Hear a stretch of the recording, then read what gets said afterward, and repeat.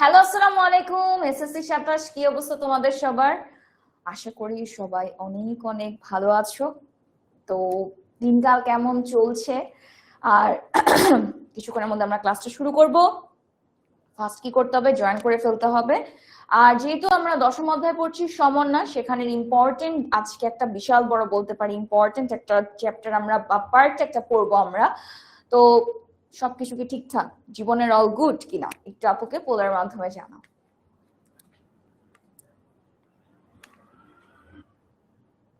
ওকে, দেখতে পাচ্ছি খুবই কম সংখ্যক স্টুডেন্ট জয়েন করেছি। একটু অপেক্ষা করি আমরা যেন আমাদের বন্ধুরা খুব দ্রুত ক্লাসটাতে জয়েন করে এবং আমরা ক্লাসটা খুব দ্রুত শুরু করতে পারি।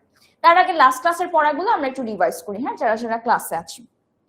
লাস্ট ক্লাসে আমরা পড়েছিলাম উদ্ভিদের হরমোন নিয়ে, অক্সিন, জিবেরেলিন, সাইটোকাইনিন, ইথিলিন, এছাড়াও কিছু পোস্টুলেটেড হরমোন আছে, অর্থাৎ যেগুলো আমরা জানি যে অস্তিত্ব আছে কিন্তু কোনো প্রমাণ নেই সেরকম জাতীয়, যেমন ছিল বার্নালিন, ফ্লোরিজেন, মনে আছে তো, যে পাতা উৎপন্ন করার কাজ করে ফ্লোরিজেন। তো এরকম বিভিন্ন হরমোন আছে যেগুলোকে আমরা বলে থাকি পোস্টুলেটেড হরমোন। এরপর আমরা শিখেছিলাম অক্সিন কি কাজ করে, জিবেরেলিন কি কাজ করে, সাইটোকাইনিন কি কাজ করে, ইথিলিন কি কাজ করে, এবং আমরা দেখেছিলাম অক্সিন হচ্ছে অন্ধকার প্রিয়, অর্থাৎ যেসব স্থানে আলো থাকে সেসব স্থান থেকে পালিয়ে যায়। একটা অন্ধকারাচ্ছন্ন রুমে থাকে না, অর্থাৎ যেসব জায়গায় অন্ধকার সেসব জায়গায় তার পরিমাণটা বেশি থাকে, এবং পরিমাণ হতে হতে কি তারা এরকম বেঁকে যায়, কারণ অক্সিন তো বৃদ্ধির কাজটা করে। যেখানে অক্সিন বেশি জমা হচ্ছে সেই অংশটা বৃদ্ধি পেয়ে পেয়ে এরকম থাকে না, এরকম বেঁকে যায়। ঠিক আছে, এটা তো গেল আমাদের অক্সিনের কাজ। এরপর জিবেরেলিন নিয়ে কাজ করি। জিবেরেলিনের সাথে আপু কি বলেছিলাম? জি। আর জি দিয়ে আমরা ইংরেজিতে খুব কমন একটা শব্দ জানি, যেটা কি বলতো? গ্রোথ। এবং গ্রোথ গুলা, এই যে বা বৃদ্ধি গুলা উদ্ভিদের কোন কোন অংশে হয় সেই জিনিসটা একটু মনে রাখতে হবে, যেমন পর্ব, মধ্য, বীজ, পাতা, এসব অংশে হয়ে থাকে, অঙ্কুর, উদ্যম, এসব ক্ষেত্রে আমরা জিবেরেলিনকে দেখতে পাই। এবং সে কিন্তু শুধুমাত্র বীজের সুপ্তাবস্থা কাটায়। সুপ্তাবস্থা কি? একটা বস্তু যখন ঘুমন্ত অবস্থায় থাকে, ঘুমন্ত অবস্থায় থাকা মানে কি আপু? সেই সময়টা তার কোনো পরিবর্তন হবে না, অর্থাৎ সে যদি এইটুকু থাকে এইটুকুই থাকবে। আর বীজ তো বুঝতে পারতেছো উদ্ভিদের একদম ছোট্ট বাবু অবস্থা যেটা। এরপরে চলে যায় সাইটোকাইনিন। সাইটোকাইনিন মনে রাখার ট্রিক্সটা কি? সাইটোকাইনেসিস দিয়ে আমরা মনে রাখবো। সাইটোকাইনেসিস যেহেতু ছিল একটা কোষ বিভাজন পদ্ধতি, এখানেও না সাইটোকাইনিনটা মূলত কোষ বিভাজনের সাথে সম্পর্কিত। প্রশ্ন আসতে পারে, আপু বইতে বা কোথাও তো কোষ বিভাজন লেখা ছিল না, তাহলে আপনি কেন বলছেন? একটা কথা লেখা ছিল যে কোষ বৃদ্ধি পাচ্ছে। কোষ কিভাবে বৃদ্ধি পাবে? একটা অংশ যখন মাঝ থেকে ভেদ হয়ে দুইটা অংশে পরিণত হচ্ছে বা দুইটা জিনিসের সৃষ্টি হচ্ছে, তখনই তো সেটার সংখ্যাটা বাড়ছে, তাই না? 1 থেকে 2, অবশ্যই সংখ্যাটা বৃদ্ধি পেল। কিভাবে বৃদ্ধি পেল? এই একটা কোষ মাঝখান থেকে ভাগ হয়ে গিয়েছে, এরকম। এরপরে আমরা চলে আসি, আমাদের তো এটা গেল আমাদের সাইটোকাইনিনের কথা। এবং সাইটোকাইনিন কিন্তু বীজ এবং অঙ্গ, অর্থাৎ উদ্ভিদের কাণ্ড, পাতা, এসব অংশের সুপ্তাবস্থার অংশটাকে কাটিয়ে তোলে। ইথিলিনের ক্ষেত্রে যদি আমরা যাই, ইথিলিন প্রথমত একটা গ্যাসীয়, এবং আপু যেটা বলেছিলাম এটা সবকিছুই ফলের সাথে সম্পর্কিত। ফলকে সৃষ্টি করা, ফলটাকে পাকানো, এবং একই সাথে সেই ফলটা ঝরে পড়া। ইথিলিন এবং অক্সিনের মধ্যে একটা তুলনা আছে। অক্সিন যেহেতু শাখা কলমে মূল গজায়, সে একটা জিনিসের সৃষ্টি করছে, তাই সে চায় না এই জিনিসটা পড়ে যাক বা মৃত্যু লাভ করুক, তাই সে কি করে? ফলের ঝরে পড়াটাকে রোধ করে। সেই ক্ষেত্রে আমরা যদি আবার ইথিলিন নিয়ে চিন্তা করতাম, ইথিলিন কি করতো? ফল পড়ে যাওয়াটাকে আরো বাড়িয়ে তুলতো। ঠিক আছে, অক্সিন কি করতো? এই ফল ঝরে পড়াটাকে রোধ করতো, আর ইথিলিন ছিল সেটাকে আরো বাড়িয়ে তুলতো, যেন ফলটা ঠাস ঠুস পড়ে যায়। এরপরে সুপ্তাবস্থার যে পয়েন্টগুলা ছিল, জিবেরেলিনে ছিল শুধুমাত্র বীজের সুপ্তাবস্থা, সাইটোকাইনিনে আসলে বীজ এবং অঙ্গের সুপ্তাবস্থা, ইথিলিনে গেলে বীজ এবং মুকুলের। যেহেতু বলছি ফলের সাথে সম্পর্কিত, ফলের সবচেয়ে ছোট অংশটা কি? মুকুল। এই যে আমরা এখন গাছে গাছে আমের মুকুল দেখছি, কতদিন পরে মুকুলটা কি হবে? আমে পরিণত হবে। এই জিনিসগুলো আমরা শিখেছিলাম। এরপরে আমরা ফটোট্রপিজম শিখেছিলাম। ট্রপিজম তো চলাচল, ফটো শব্দটার মানে কি? আলো। আলোর উপস্থিতিতে উদ্ভিদের অংশগুলার কিরূপ পরিবর্তন হয়। একটা অংশ আছে খুব আলোকে পছন্দ করে, আলোর দিকে চলে যায়। আরেকটা আছে আলোকে পছন্দ করে না, আলোর বিপরীত দিকে চলে যায়। যেটা আলোর দিকে যায় সেটা পজিটিভ, যেটা আলোর বিপরীত দিকে যায় সেটা কিন্তু আবার নেগেটিভ। আলোর পজিটিভ অংশ কোনটা? কাণ্ড। আর নেগেটিভ অংশ কোনটা? মূল। এরপর আমরা বড়দিন, ছোট দিন, মেঝো দিনের গল্প পড়েছিলাম। যেমন বড়দিন কি, যেটা 12 থেকে 16 ঘন্টা, ছোট দিন কি 8 থেকে 12 ঘন্টা, নিরপেক্ষ কি আলো থাকুক না থাকুক তারা হবে, যেমন শসা বা সূর্যমুখী। বড়দিনের কে ছিল চন্দ্রমল্লিকা, ডালিয়া। ছোট দিনের কি দিয়ে মনে রাখতে বলেছিলাম, ঝাল দিয়ে। ছতে ছিল কি ঝিঙ্গা, লতে লেটুস। এই ছিল আমাদের বিগত ক্লাসের পড়াশোনা। বুঝতে পেরেছি? এখন সবাই একটু ঠান্ডা মাথায় চিন্তা করো, একটু পানি খাও, নিঃশ্বাস নাও, ছাড়ো। আজকে আমরা শুরু করব আমাদের নিয়ে আলোচনা। তোমরা যদি টপিকটার দিকে পড়ো, দেখো প্রথমেই লেখা আছে আমরা আজকে প্রাণীর সমন্বয় প্রক্রিয়া নিয়ে পড়বো, অর্থাৎ আমাদের ভেতরে কি কি পরিবর্তন হয়। পরিবর্তন না, আসলে এই যে আমি তোমাদের সাথে কথা বলছি, কথা বলার সময় আমি চিন্তা করে কথা বলছি, দেখছি বোর্ডটা, কান দিয়ে শুনছি নিজের কথা, হাতটাকে এভাবে নড়াচড়া করছি, এটা কি কখনো যদি এই অঙ্গগুলার মধ্যে, এই যে নাক, চোখ, কান, হাত, এদের মধ্যে যদি একটা সুন্দর সম্পর্ক না থাকতো, আমি কিন্তু এই কাজগুলা একসাথে করতে পারতাম না। মূল কথা, আমি ক্লাসটাই নিতে পারতাম না যদি আমার চোখ, নাক, কান, হাত, পা যা যা আমি চালাচ্ছি সেগুলার মধ্যে একটা সুন্দর সম্পর্ক না থাকতো।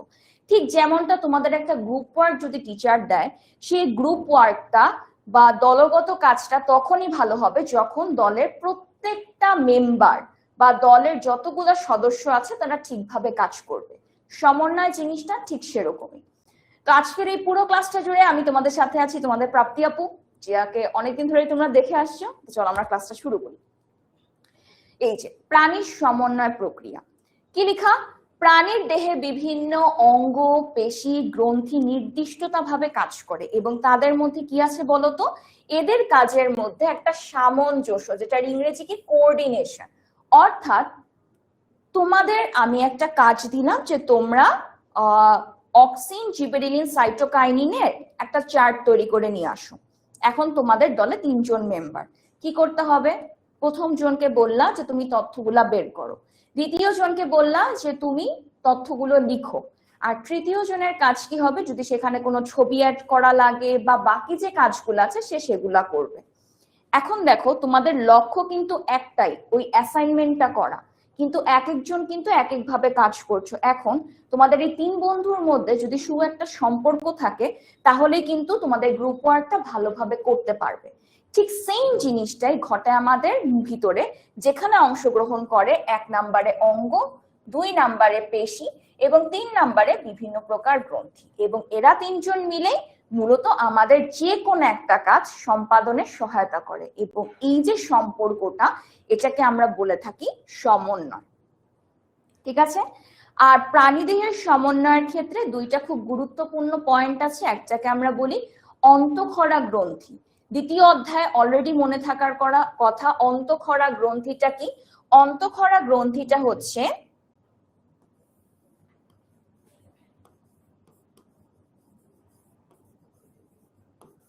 নালীবিহীন গ্রন্থি। ঠিক আছে? এটার মধ্যে কোনো নালী থাকবে না, অর্থাৎ দেখতে না অনেকটা এমন হয়ে থাকে, এরকম গোলাকার, এবং এর চারিদিকে কোনো নালী থাকবে না। এর ভেতর থেকে বিভিন্ন প্রকার তরল নিঃসৃত হয়। ঠিক আছে? তরল নিঃসৃত হয়। যেই তরলটা বের হয় সেটাকে আমরা কি বলি জানো? এই তরলটাকেই আমরা বলে থাকি হরমোন। যেটা আমরা গত ক্লাসে পড়েছিলাম যে কোষের মধ্যে তৈরি হয়, উৎপত্তি স্থল থেকে বিভিন্ন জায়গায় যে সেই স্থানের কাজগুলো নিয়ন্ত্রণ করে। ঠিক আছে? তাহলে এই হচ্ছে আমাদের আজকের আলোচনা, যেটা আমরা আরো গভীরে যেয়ে করব। তো আমাদের শরীরের ভেতরে সবকিছুর মধ্যে সংযোগটা রক্ষা করার জন্য 2টা জিনিস খুব ভালোভাবে কাজ করে। একটাকে আমরা বলি অন্তঃক্ষরা গ্রন্থি, আরেকটাকে বলি কেন্দ্রীয় স্নায়ুতন্ত্র বা মূলত আমাদের স্নায়ুতন্ত্রটা। এই 2টা টপিকে কিন্তু অলরেডি দ্বিতীয় চ্যাপ্টারে পড়ে আসা। প্রথমত আসি অন্তঃক্ষরা গ্রন্থি। অন্তঃক্ষরা গ্রন্থিটা আসলে কি? এক প্রকার নালীবিহীন গ্রন্থি, গোলাকার, তার চারিদিকে কোনো নালী থাকবে না এবং সেখান থেকে এক প্রকার তরল নিঃসৃত হয়। অন্তঃক্ষরা গ্রন্থির উদাহরণগুলা যেমন তোমাদের ছিল না, পিটুইটারি, মাথার পেছনে থাকা, যেখান থেকে বিভিন্ন প্রকার হরমোন নিঃসৃত হয়, তাই না? এই যে মাথার ঠিক এই অংশটাতে থাকে এরকম একটা গ্রন্থি যেটাকে আমরা বলি অন্তঃক্ষরা গ্রন্থি। কেন অন্তঃক্ষরা গ্রন্থি আপু? যার মধ্যে কোনো প্রকার নালী নেই, সেখান থেকে এক প্রকার তরল নিঃসৃত হয় যাকে আমরা বলি হরমোন। আরেকটা আমরা পড়েছিলাম স্নায়ুতন্ত্র। স্নায়ুতন্ত্রের একক কে ছিল বলতো? একক ছিল এই যে অংশটা,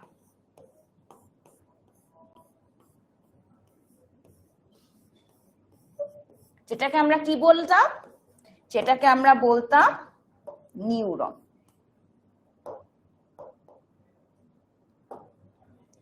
যেটাকে আমরা বলতাম কি? নিউরন।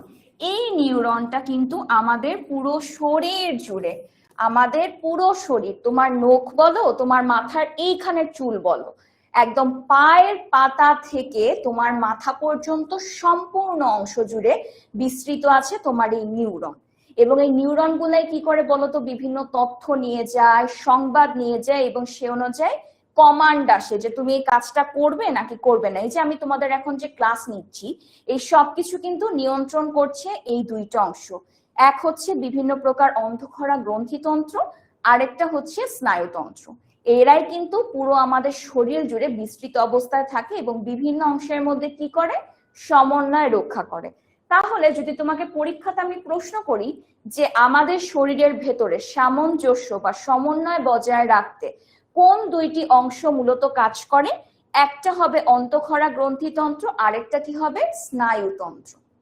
ঠিক আছে, এরপর এগুলার ভিতরের অংশগুলা নিয়ে আমরা আলোচনা করব। তো এইখানে আপু যা যা পড়ালাম সেটা আরেকটু 10 সেকেন্ডে বলে দিই। সেটা হচ্ছে আমরা গতদিন উদ্ভিদ নিয়ে পড়েছি, আজকে আমরা প্রাণীদের নিয়ে পড়বো, আমাদেরকে নিয়ে পড়বো। আমাদের ভিতরেও তো এই যে তুমি ক্লাস করছো, তুমি নোট করছো, দেখছো, শুনছো, মাঝে মাঝে কথা বলছো, পা নাড়াচ্ছ, হাত নাড়াচ্ছ, এতগুলা কাজ তুমি যে একবারে করতে পারছো কেন? কারণ তোমার ভেতরে থাকা জিনিসগুলোর মধ্যে একটা সুসম্পর্ক আছে, সামঞ্জস্য আছে, বা ইংরেজিতে যেটাকে আমরা বলে থাকি কোঅর্ডিনেশন, সেটা আছে। তো এই কোঅর্ডিনেশনটা করার জন্য আমাদের শরীরের ভেতরে দুইটা খুব গুরুত্বপূর্ণ অংশ আছে। একটাকে বলে থাকি অন্তঃক্ষরা গ্রন্থি, আরেকটাকে বলে থাকি স্নায়ুতন্ত্র। এই দুইটা বিষয় কিন্তু আমরা দ্বিতীয় অধ্যায়ে অনেকটাই পরিচিত। অন্তঃক্ষরা গ্রন্থিটা কি? সেটা হচ্ছে নালীবিহীন গ্রন্থি, এবং সেটা থেকে বিভিন্ন প্রকার তরল নিঃসৃত হয়, অর্থাৎ হরমোন নিঃসৃত হয়। এটা একটা খুবই কমন উদাহরণ হচ্ছে পিটুইটারি। পিটুইটারি একটা অন্তঃক্ষরা গ্রন্থি। আরেকটা হচ্ছে স্নায়ুতন্ত্র, যেটা আমরা শিখেছিলাম কি? নিউরন। এই নিউরনটা আমার পায়ের পাতার নখ থেকে মাথার চুল পর্যন্ত মূলত প্রত্যেকটা অংশ জুড়ে সে বিস্তৃত অবস্থায় আছে। এদের মাধ্যমে সিগন্যাল বলো, তথ্য বলো, কোন অঙ্গকে কোন কাজ করতে হবে, কোন অঙ্গ তখন কাজ করবে না, এই যাবতীয় যা কিছু আছে সব কিছুর ইনফরমেশন তারা দুই পক্ষই দিয়ে থাকে। তো এই পর্যন্ত আমরা এটাই পড়েছি। তোমরা যেহেতু ক্লাসে অনেক একটু পরে জয়েন করো, তাই রিক্যাপটা দিয়ে দিলাম। তো এই পর্যন্ত কি সবাই বুঝতে পারছি?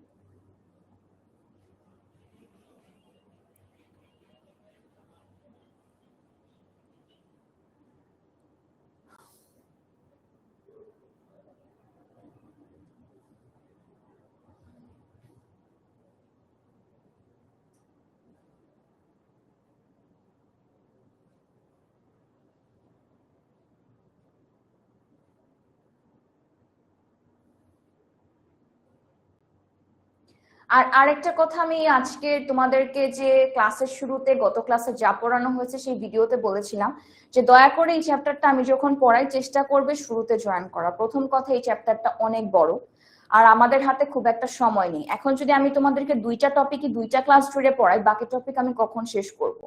আর তোমরা দেখা যায় অনেকে অনেক পরে জয়েন করো, তারপর ক্লাস করো না ঠিক মতো, কিন্তু টিচারদেরকে নিয়ে পোস্ট করতে তোমাদের 2 সেকেন্ডও লাগে না যে পড়া বুঝি না, হ্যান ত্যান। কিন্তু দোষটা কোথায় সেটাকে খুঁজে বের করতে হবে।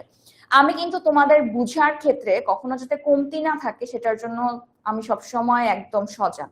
যেমন তোমাদেরকে ক্লাস শেষে আমি একটা রিল দিই যে সেখানে যদি তোমার কোনো অসুবিধা থাকে তুমি আমাকে জানাতে পারো। দ্বিতীয়ত কথা হচ্ছে, আমি ক্লাসের শুরুতে প্রতিটা দিন প্রতিটা ক্লাসের শুরুতে আমি আগের ক্লাসে যা যা পড়াই সেটা তোমাদের ওই স্লাইডটা ধরেই কিন্তু বলে দিই যে কি কি আমরা পড়েছি শিখেছি, যাতে তোমার মাথায় আসে। এছাড়াও তোমাদের তো স্টাডি ম্যাটেরিয়ালস আছে, তুমি রেকর্ডেড ভিডিও দেখতে পারো। তোমার কিন্তু শেখার সুযোগ নেই এই জিনিসটা কিন্তু আমরা 10 মিনিট কখনোই রাখি না। চেষ্টা করি যে আমাদের কোনো স্টুডেন্ট যাতে এমন অবস্থায় না পড়ে যে সে ক্লাসের কিছুই বুঝেনি। ঠিক আছে, তাহলে ভুলটা কোথায় থাকে তোমার সেটা খুঁজে বের করতে হবে। তুমি যদি ক্লাসে আধা ঘন্টা পর জয়েন করে বুঝবা না, এটা খুবই স্বাভাবিক, কারণ এই চ্যাপ্টারটাতে আমি সবসময় বলি শুরুতে জয়েন করো, খুবই গুরুত্বপূর্ণ। কারণ এই চ্যাপ্টারের প্রত্যেকটা অংশই একটু হলেও জটিল। জটিল বলতে আবার এটা না মাথায় সেট করে রেখো যে আমি কিছুই পারবো না এই চ্যাপ্টারে, এটা ভাবা যাবে না। চেষ্টা করলে মানুষ সব পারে, আর আমি তো চাই যে যত সহজ করে পড়ানো যায়। তারপরও তোমরা পরে জয়েন করো, বুঝো না, আর একটা টিচারের পক্ষে 1.5 ঘন্টার ক্লাসে একটা টপিকই 20 বার করে বলা কারো পক্ষে সম্ভব না, বাকিরাও বিরক্ত হচ্ছে। তারপর আমি বারবার রিপিট করি, কিন্তু তারপরও তোমাদের প্রবলেম সলভ হয় না। সেটার জন্য আমি সবসময় বলি যদি কখনো প্রবলেম ফেস করো আমার ইনবক্স আছে, তুমি আমার ইনবক্সে বলতে পারো। কিন্তু তোমাদের মধ্যে কেউ কেউ থাকে নিজেদেরকে মনে করো যে একটু ক্যাপ্টেন বা টাইপসের, কি মনে করো যে আচ্ছা ঠিক আছে এই জিনিসটা বুঝি না, একটা পোস্ট করে দিই। কিন্তু তোমার যে শেখার যে আরো কতগুলা ওয়ে ছিল সেটা নিয়ে আর কোনো মাথা ব্যথা থাকে না। তো এই জিনিসটা করবে না। আর যদি কখনো কোনো সমস্যা ফেস করো, সেটা একাডেমিক হোক রিয়েল লাইফ হোক, আমি সবসময় বলি আমি তোমাদের বড় আপু, তো চেষ্টা করবো যেন তোমাদের সেই প্রবলেমটা সলভ করা যায়। তো এই যেহেতু তোমরা অনেকেই বুঝে ফেলছো, তো চলো আমরা নেক্সট টপিকে যাই। হরমোনের প্রভাব। আসলে হরমোনটা কি, আমরা যে বিভিন্ন সোশ্যাল মিডিয়া ব্যবহার করি না, মেসেঞ্জার বলো হোয়াটসঅ্যাপ বলো বা যা কিছুই ব্যবহার করি না কেন, সেটার মতোই আমাদের হরমোনটা। ঠিক আছে, হরমোনটা দেখো, হরমোন হলো দেহের রাসায়নিক বার্তাবাহক। অর্থাৎ আমরা যেমন মেসেঞ্জারের মাধ্যমে, তুমি আজকে জানলা যে আজকে প্রাপ্তি আপুর ক্লাসটা হবে 6:30টায় অধ্যায় 10-এর এই টপিকের উপর। তুমি কি করলা, মেসেঞ্জারে যে তোমার বন্ধুকে জানালা যে দোস্ত আজকে এই টপিকের ক্লাস হবে, তুই কি করবি কিনা? তখন ও বললো হ্যাঁ হ্যাঁ আমি তো অবশ্যই করবো, চলে আসলাম। তো এরকম হরমোনটা ঠিক এইভাবেই কাজ করে। মনে করো আমার এখন প্রয়োজন কোন একটা কিছুকে দেখা, আমার শরীরের বিভিন্ন অংশ থেকে এমন কিছু হরমোন বের হবে যারা বাহিত হয়ে হয়ে ওই অংশে যাবে যেন আমি কাজটা ঠিকভাবে করতে পারি। ঠিক আছে, তো সেম জিনিসটাই হরমোনটা করে থাকে। তাহলে আশা করি হরমোনটা বুঝতে পারছো। হরমোনকে আমরা বলে থাকি দেহের রাসায়নিক বার্তাবাহক, যা কি করে রক্তের মাধ্যমে। দেখো লাস্ট দিন কিন্তু আপু এই উদাহরণটাই ব্যবহার করছিলাম যে তোমরা হরমোনকে রক্তের সাথেই তুলনা করো, এটাই ছিল মেইন কারণ। কারণ আমার এই হরমোনটা কিন্তু রক্তের মাধ্যমেই আমার উৎপত্তি স্থল, অর্থাৎ মনে করো এটা আমার পিটুইটারি। ঠিক আছে, এটা হচ্ছে আমার মাথা,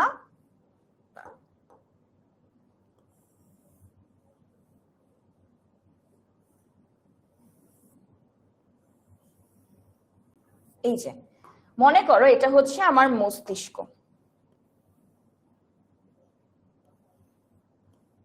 এটা আঁকা লাগবে না, বোঝানোর জন্য জাস্ট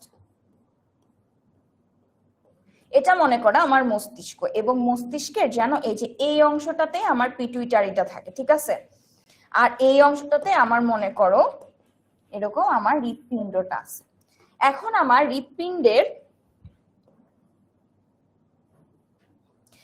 আমার মনে করো হৃৎপিণ্ডের একটা কোনো কিছু নিঃসরণের প্রয়োজন হয়, কি হবে? এটা মনে করো আমার পিটুইটারি গ্রন্থি, যেটা অন্তঃক্ষরা গ্রন্থি, এখান থেকে আমার হরমোনটা বের হবে। এই যে হরমোনটা বের হবে, হরমোনটা বের হয়ে হয়ে হয়ে হয়ে হৃৎপিণ্ড পর্যন্ত যাবে। তার মানে সে উৎপত্তি ছিল কিন্তু পিটুইটারি গ্রন্থিতে, কিন্তু সে কিন্তু এখানে স্থায়ী ছিল না। এ কি করলো, এই যে মনে করো আমাদের পুরো শরীরেই তো এরকম অনেক অনেক রক্তবাহিকা আছে। রক্তবাহিকা মানে কি, যেটার ভিতর দিয়ে আমার রক্ত চলাচল করে। সে উৎপন্ন হয়েছিল আমার এই পিটুইটারি অন্তঃক্ষরা গ্রন্থিতে। এরপর সে রক্তের মাধ্যমে যে যে আমার হৃৎপিণ্ড পর্যন্ত গেল, যেন সেখানে যে কোনো একটা কাজ সুন্দরভাবে করতে পারে। তো এই লাইনটার দ্বারা এটাই বোঝানো হয়েছে যে আমাদের এই যে হরমোন, সেটা আসলে একটা বার্তাবাহক, দেহের অভ্যন্তরীণ বার্তাবাহক। সে কি করে বিভিন্ন তথ্য নিয়ে এক স্থান থেকে আরেক স্থানে নিয়ে যায় যেন কাজগুলো খুব সুন্দরভাবে হয়। এবং এই বিষয়টাকে আমরা বলে থাকি হরমোনাল প্রভাব। পরীক্ষাতে যদি আসে হরমোনাল প্রভাবকে আমরা কিভাবে লিখবো? হরমোনের সংজ্ঞাটা আগে দিব, যে হরমোন হচ্ছে আমাদের দেহের রাসায়নিক বার্তাবাহক। এই হরমোনগুলো মূলত উৎপত্তি স্থল থেকে বের হয়ে রক্তের সাথে মিশে দূরবর্তী বিভিন্ন কোষে যে নানাবিধ কাজ করে থাকে। তাহলে বোঝা যাচ্ছে এই হরমোনটা নিঃসরণের জন্যই শরীরের বিভিন্ন কাজ সম্পাদিত হয়। এই প্রক্রিয়াটাকে আমরা একত্রে বলে থাকি হরমোনাল প্রভাব। ঠিক আছে, প্রথমে তুমি হরমোন কাকে বলে লিখবে, কিভাবে সেটা বাহিত হচ্ছে, কই যাচ্ছে, যে এসে কি কি কাজ করছে, এই জিনিসটা কি কি কাজ করছে হরমোনাল প্রভাবে ডিরেক্টলি না লিখলেও একটু যাতে বলতে পারো। তো এই পর্যন্ত বুঝতে পারছি আমরা হরমোনাল প্রভাব কি। চলো, যেমন আগে ধারণা করা হতো যে সব ধরনের হরমোনই উত্তেজক, মানে একটা কাজকে উত্তেজিত করবে যেন সেই কাজটা দ্রুত হয়ে যায়। কিন্তু এখন আমরা দেখতে পাচ্ছি যে সবগুলো হরমোনই এইভাবে কাজ করে না যে সে উত্তেজক হিসেবেই কাজ করবে। কিছু কিছু আছে যারা নিস্তেজক হিসেবে কাজ করে। ঠিক আছে, যে কোন একটা কিছু হচ্ছে সেটাকে থামাতে হবে, সেই থামানোর কাজটা হরমোন করে। ঠিক আছে, হরমোনকে যেমন আমরা মনে করতাম উত্তেজক বলতে এটাই বোঝানো হচ্ছে।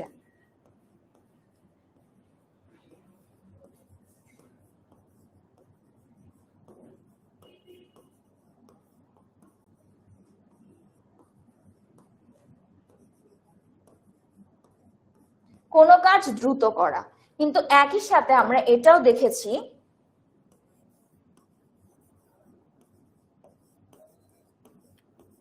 তারা নিস্তেজক, অর্থাৎ কোন একটা কাজ আমার শরীরের জন্য খারাপ সেটাকে বন্ধ করার কাজটা করে থাকে।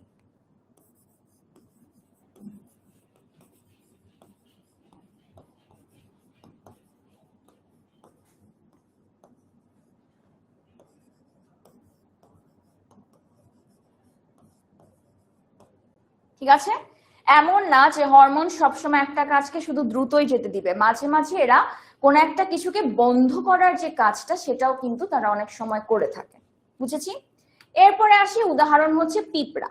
পিঁপড়া না, তাদের দেখবে যে পিঁপড়াগুলা তুমি যদি দেখো এরকম, মনে করো পিঁপড়াগুলো এরকম দেখবা এরকম পর পর পর পর চলে যায়। ঠিক আছে, এরকম পর পর যায়। তারা কোন একটা কিছুতে দেখবে এক লাইন বরাবর যাচ্ছে। কখনো মাথায় আসে নাই যে এক লাইন বরাবর কিভাবে যায়? জিনিসটা তোমাদের পরীক্ষার মতো না, ওই যে আমার বন্ধু 10 নম্বরে গ দাগাইছে আমিও তাই গই দাগাবো, সেরকম না। জিনিসটা কি হয়, পিঁপড়া চলার সময় তার একটা বিশেষ পদার্থ তার শরীর থেকে বের করে। এই পদার্থটাকে আমরা বলে থাকি কি ফেরোমন। এবং এই ফেরোমন অনুসরণ করেই চলে যায় বাকি বন্ধুরা। যেতে যেতে তারা খাদ্য পায়, অনেক সময় তারা সঙ্গী খুঁজে পায়, এমনকি 2-4 কিলোমিটার পর্যন্ত পথেও তাদেরকে আমরা দেখতে পারি। মানে 2-4 কিলোমিটার মানে বুঝতেছো কত দূর পর্যন্ত আমরা দেখতে পারি। মূলত এটা অনেকটা না আমাদের গুগল ম্যাপের মতো কাজ করে। ঠিক আছে, ফেরোমনটাকে এভাবে মনে রাখবা যে এটা আসলে একটা গুগল ম্যাপ। গুগল ম্যাপে যেমন আমি মনে করো এখন বাড্ডাতে আছি, আমি যেতে চাই আজিমপুরে, তাহলে আমি কিভাবে জানবো? এই যে জিপিএসটার মাধ্যমে বা গুগল ম্যাপের মাধ্যমে আমি যেতে পারতেছি যে ওই একটা স্থান সেটা কোথায় অবস্থিত, কিভাবে আছে। বা অনেক সময় আমরা মেসেঞ্জারে লাইভ লোকেশন শেয়ার করি না, হোয়াটসঅ্যাপে লাইভ লোকেশন, এটাকে ম্যাপের থেকেও সবচেয়ে ভালো হয় লাইভ লোকেশন বলতে। ঠিক আছে, লাইভ লোকেশন জিনিসটা কি? এখন তো তোমরা সুপার স্টুডেন্ট, স্মার্ট স্টুডেন্ট, তোমরা আমার থেকে আরো বেশি ভালো বুঝবে, স্বাভাবিক। তো যে জিনিসটা হয়, মনে করো আমি একটা এমন জায়গায় যেতে চাচ্ছি যে জায়গাটার সম্পর্কে আমার কোনো আইডিয়াই নেই, আমি জানি না এটা কোন জায়গা। তো আমি হয়তো বা আমার রিলেটিভকে ফোন দিলাম, আত্মীয়কে, যে আপনার বাসাটা কোথায় আমাকে বলেন। সে কি করলো, তার লাইভ লোকেশনটা শেয়ার করে দিল, অর্থাৎ সে যে অবস্থানে তখন ছিল। তারপরে কি করব, আমি সেই লোকেশনটা দেখে সে অনুযায়ী খুঁজে খুঁজে তার বাসায় চলে গেলাম। পিঁপড়ার মধ্যেও সেরকম জিনিসটা হয়।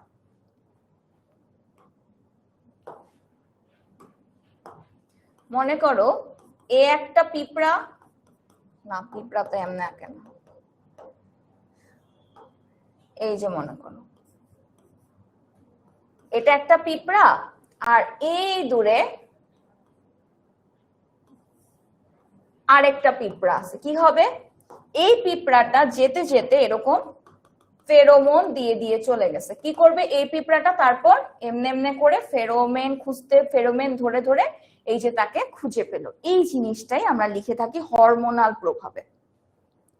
তো এই যে দেখো ফেরোমন বাতাসে সহজেই মিলে যায়। এখন তোমাদের কথা, হ্যাঁ এই যে এই প্রশ্নটার উত্তরটা এখানে, যে আপু ফেরোমন তো সে দিয়ে গেল, এখন এই ফেরোমন আজীবন থাকলে তো সব পিঁপড়াই ওই খাবারের পিছে যাবে, তারপর কি হবে? জিনিসটা এমন না, ফেরোমন কিন্তু কিছুটা সময় পর্যন্ত থাকে, এরপর সেটা আমাদের বাতাসের সাথে মিলে যায়। ঠিক আছে, এরপর সেটা সহজেই বাতাসের সাথে মিলে যায়, ফলে খাদ্য যখন শেষ হয়ে যাচ্ছে ওই ফেরোমনটা কিন্তু আর থাকে না। ঠিক আছে, খাবার যখন শেষ হয়ে যাচ্ছে মানে ফেরোমনটাও সেইভাবে শেষ হয়ে যাচ্ছে, পরবর্তী পিঁপড়ারা কিন্তু সেই জিনিসটাকে আর খুঁজে পাবে না। এই জিনিসটাই লেখা, যে পিঁপড়া খাদ্য পেলে তার ফেরার পথে ফেরোমন নিঃসরণ করে, এতে অন্য পিঁপড়ারা কি করে সেই রাস্তাটা অনুসরণ করে করে যায়, এবং ফেরোমনটা পরবর্তীতে দেখা যায় কি খাবারটা যখন শেষ হয়ে যাচ্ছে তখন সেটা অটোমেটিক্যালি বাতাসের সাথে মিলে যায়।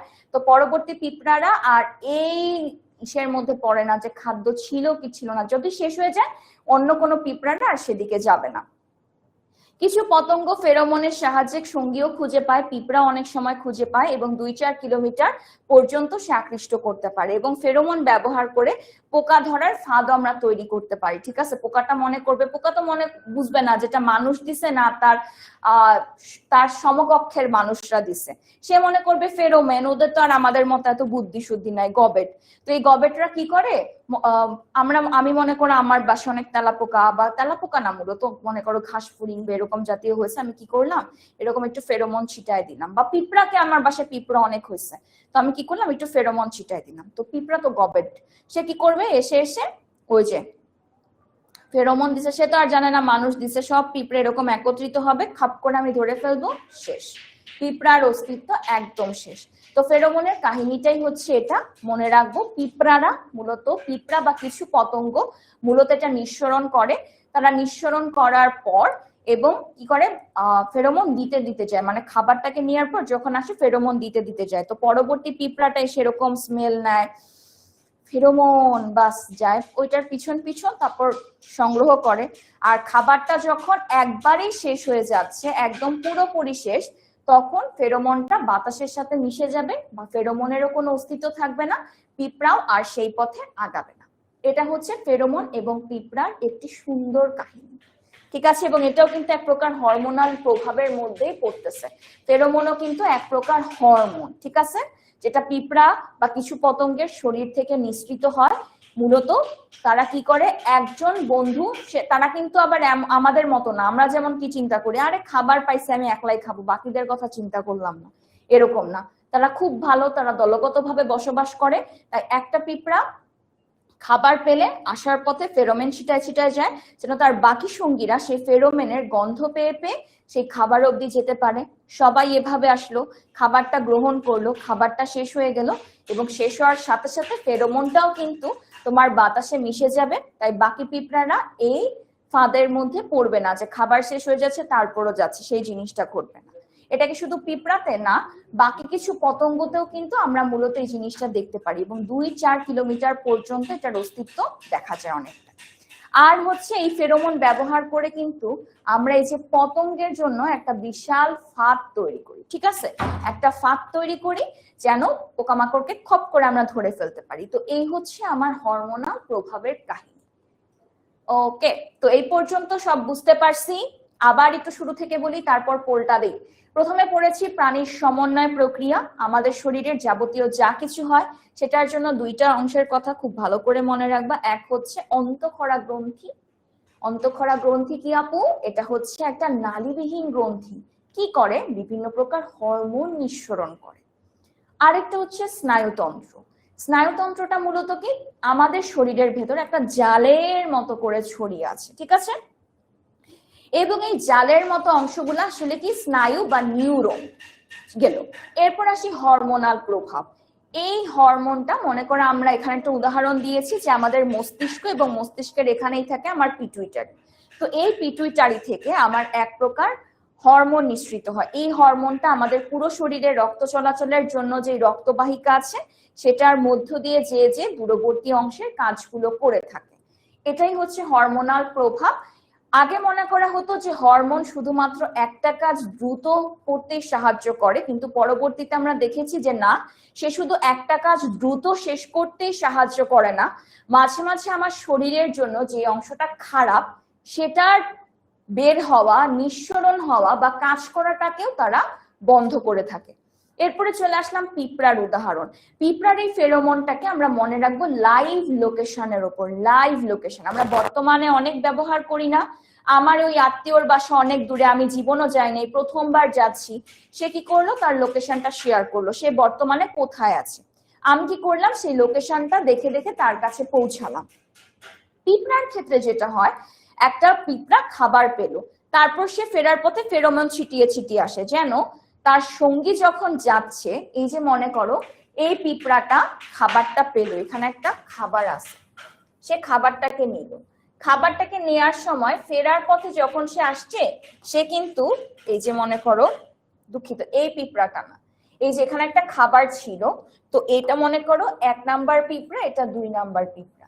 1 নাম্বার পিঁপড়াটা তোমার প্রথমে এই অংশ অব্দি গেল, যাওয়ার পর সে যখন ফিরে আসছিল তখন সে কি করেছে, রাস্তায় যে এইভাবে এইভাবে ফেরোমন ছিটিয়ে এসছে। এরপরে তার বন্ধু সেই ফেরোমনের গন্ধ পেয়ে পেয়ে সে আবার কি করছে, এটার কাছে গেল, সে আবার ফেরার পথে ফেরোমন ছিটিয়ে দিয়ে আসলো। এরপরে 3 নাম্বার যেই পিঁপড়া আছে, সেও একইভাবে ফেরোমনের গন্ধ পেয়ে পেয়ে গেল। এখন খাবারটা মনে করো শেষ হয়ে গেল, শেষ যখন হয়ে গেল, সে যখন ফিরছে সে কিন্তু আর কোনো ফেরোমন ছিটাচ্ছে না, আর যতটুকু ফেরোমন এখানে অবশিষ্ট ছিল সেটাও কি হয়েছে, বাতাসের সাথে একদম মিশে গেছে। এই জিনিসটাই বলা, একটা মনে করো এটা একটা পিঁপড়া, এটা একটা পিঁপড়া, এইখানে খাবারটা, এই পিঁপড়াটা এমনি এমনি এমনি এমনি করে গেল, খাবারটা নিল, আসার পথে সে ফেরোমন ছিটিয়ে গেল। এবার আসি, এইটা হচ্ছে আমার দ্বিতীয় পিঁপড়া, সে ফেরোমনের গন্ধ পেয়ে পেয়ে পেয়ে পেয়ে গেল, খাবারটা নিল, ছিটিয়ে ছিটিয়ে আবার আসলো, যে তার আরেকটা বন্ধু, এটা মনে করো তৃতীয় পিঁপড়া, সে গেল, এবার দেখলো খাবার শেষ, তাহলে সে কি আসার পথে আর ফেরোমন ছিটাবে না, আর যতটুকু এখানে বাকি ছিল সেটাও কি হবে, বাতাসের সাথে মিশে যাবে, কারণ খাবারটা শেষ, সে আর তার বন্ধুকে ধোকা দিতে চায় না। তো এই জিনিসটা কিছু কিছু পোকামাকড়ের মধ্যেও আছে, যারা এটার মাধ্যমে তার সঙ্গীকে খুঁজে পায়, যে লাইভ লোকেশনের মতো, এবং 2-4 কিলোমিটার পর্যন্ত এটা কাজ করে। আর যে মূল বিষয়টা, এই ফেরোমনটাকে আমরা কিভাবে ব্যবহার করতে পারি, মনে করো আমার বাসায় অনেক পিঁপড়া পড়ে গিয়েছে, আমি ফেরোমন ছিটিয়ে দিলাম, পিঁপড়া এসে ওখানে আস্তানা গাড়বে, আমি বাস শেষ, ফেরোমন দিলাম, পিঁপড়াও শেষ। তো এটা হচ্ছে আমার ওভারঅল হরমোনের প্রভাব, যে হরমোনের জন্য আসলে কি কি হয়ে থাকে। ওকে, এবার আমরা আরেকটা নতুন টপিকে যাব। তো এই পর্যন্ত কি আমরা বুঝতে পেরেছি কিনা, এটা একটু আপুকে নিশ্চিত করো।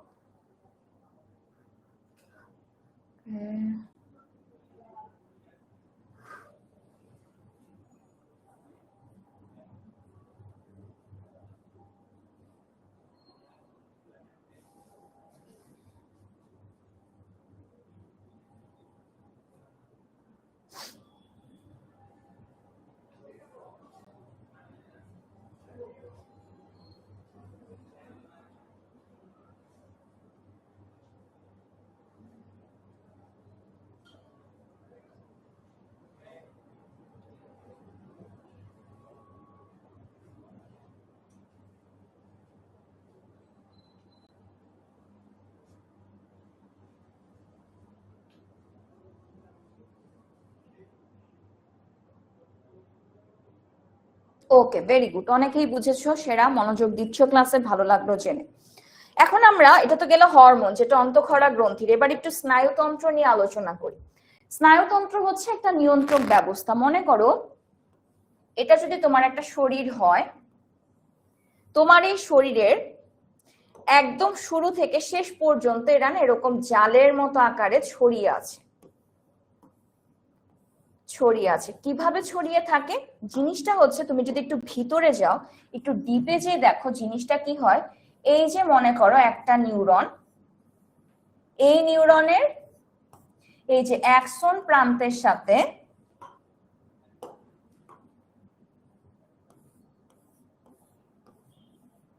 আরেকটা নিউরনের এই যে ডেনড্রাইট প্রান্ত, এভাবে এভাবে করে তারা কি করে, তাদের মধ্যে একটা মধ্যাকার সম্পর্কের তৈরি করে। ঠিক আছে, এখানে একটা সম্পর্কের তৈরি হয়। ঠিক আছে, এখানে কি হয়, তাদের মধ্যে একটা সম্পর্কের তৈরি হয় এবং যেটা আমাদের পুরো শরীরে একটা জালের মতো বিস্তৃত অবস্থায় থাকে। এটার আপু সুবিধাটা কি? সুবিধাটা হচ্ছে আমার কাজগুলো সুন্দরভাবে আমি সম্পাদিত করতে পারি এবং আমার কাজগুলোর যে ধারাবাহিকতা, কোনটার পরে কোনটা করতে হবে সেটা আমি নিশ্চিত করতে পারি। আমার যদি ঠান্ডা লাগে আমি সেটাতে বলতে পারি যে আমার এখন ঠান্ডা লাগছে বা আমার গরম লাগছে, সেটা আমি বলতে পারছি এরকম। অর্থাৎ আমি অ্যাকশন নিতে পারি, কোন একটা কাজ করতে পারি, এটাকে আমি বলে থাকি স্নায়ুতন্ত্র। বইয়ের ভাষায় বলতে গেলে স্নায়ুতন্ত্র হলো এমন একটা নিয়ন্ত্রণ ব্যবস্থা। অবশ্যই সে যেহেতু চারিদিকে ছড়িয়ে আছে, তার মানে কি সে সবকিছুকে তার কবজায় রাখতেছে, কন্ট্রোল করতেছে, যা দেহের বিভিন্ন অঙ্গকে কি করতেছে, সংযোগ করতেছে। অবশ্যই একটা অঙ্গের সাথে আরেকটা অঙ্গ। তুমি চিন্তা করো, এই যে তুমি অক্সিজেন গ্রহণ, কার্বন ডাই অক্সাইড ত্যাগের কথাই চিন্তা করো। তোমার নাক আছে এখানে, ফুসফুস আছে এখানে। এখন তোমার এই কাজটা করার জন্য, অক্সিজেন গ্রহণ করার জন্য কিন্তু তোমার নাকের যেমন প্রয়োজন, ফুসফুসেরও তেমন প্রয়োজন। এদের মধ্যে তাহলে কি হবে বলতো? এই যে স্নায়ুতন্ত্রের কারণে এদের মধ্যে একটা সম্পর্ক তৈরি হয়। নাক যখন নিল বায়ুটা, তখন আমাদের এই স্নায়ুতন্ত্র, এই যে নার্ভ, নার্ভ বলি না আমরা, নার্ভ স্নায়ুগুলা সেই উদ্দীপনাটা গ্রহণ করে যে যে মস্তিষ্ককে বলে বস, নাক তো অক্সিজেন নিয়ে ফেলছে, এখন কি করব, মানে বায়ু গ্রহণ করছে, আমি কি করব, তখন মস্তিষ্ক বলবে যাও তুমি এখনই ফুসফুসকে যে বলো প্রস্তুত থাকতে অক্সিজেনটাকে নিতে। এইভাবে কাজটা করে। এই জিনিসটা এখানে বলা, যে যা দেহের বিভিন্ন অঙ্গকে সংযুক্ত করে, তাদের কাজে শৃঙ্খলা বজায় রাখে এবং পরিবেশের উদ্দীপনার প্রতি কি করছে, সাড়া দিচ্ছে। যেটা আমি তোমাদেরকে শুরুতেই বললাম, যে ঠান্ডা লাগছে বলতে পারছি, গরম লাগছে বলতে পারছি, এই জিনিসগুলা, এটাই হচ্ছে আমাদের স্নায়ুতন্ত্র। তাহলে স্নায়ুতন্ত্র কি? চারটা জিনিস মনে রাখবো। এক হচ্ছে শব্দ মনে রাখবো। ঠিক আছে, দেখো আপু কি বলছি, এটা পরীক্ষাতে আসে তাই আমরা একটু এইভাবে মনে রাখবো। প্রথম যে শব্দটা আমার মনে রাখতে হবে সেটা হচ্ছে সংযুক্ত। 2 নাম্বার শব্দটা মনে রাখবো শৃঙ্খলা। 3 নাম্বার শব্দটা মনে রাখবো উদ্দীপনা। এই 3টা শব্দ আমার মনে রাখতে হবে। আপু শব্দগুলা মনে রাখার কাজটা কি? আমি জানি মানুষের মস্তিষ্ক কিভাবে যতটুকু কাজ করতে পারে। তুমি যখনই সংযুক্ত শব্দটা মনে রাখতেছো, তখনই তোমার মনে পড়বে যে আপু ক্লাসে কি বুঝিয়েছিল, ফুসফুস এবং নাকের ঘটনাটা কি ছিল, বিভিন্ন অঙ্গকে সংযুক্ত করে, এবং তারপরে ছিল শৃঙ্খলা।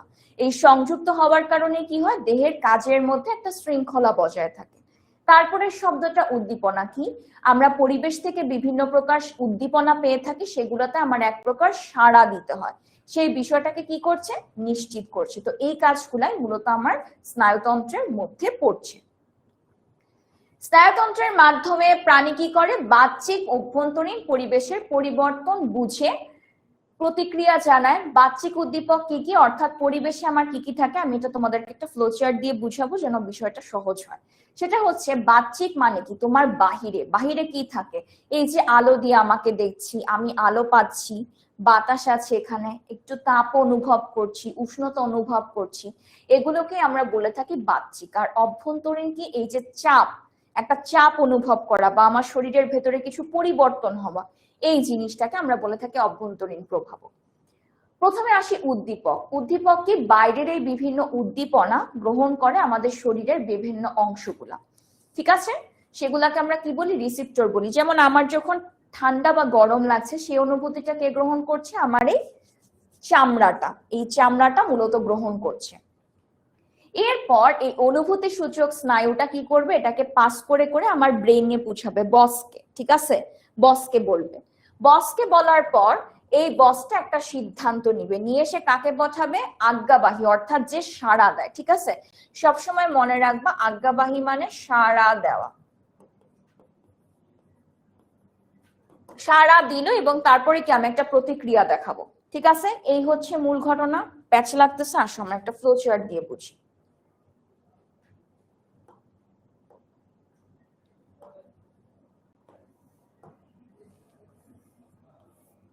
একটা মানুষ, সূর্য, এখন এখন দেখো তো বাহ্যিকে আমরা কি কি পড়েছিলাম? আলো, শব্দ, গন্ধ, স্বাদ, স্পর্শ। আলো মানে কি? সূর্যের আলো। গন্ধ নিচ্ছ, স্পর্শ পাচ্ছ, সব কি বাহিরের না? বা তুমি শব্দ শুনছো, সবকিছু বাহিরের। তো মনে করো এই সূর্যের আলোটা তার এখানে যখন আসলো, এই যে সূর্যের আলোটা এটা কোথায় ছিল? সূর্যটা তোমার কোথায় আছে? সূর্য আছে পরিবেশে। তো কি হচ্ছে? সূর্যের আলোটা, সূর্যের মূলত কি আলোটা আমার কাছে আসছে, এই আলোটাকে আমি কি বলবো? বাহ্যিক উদ্দীপক।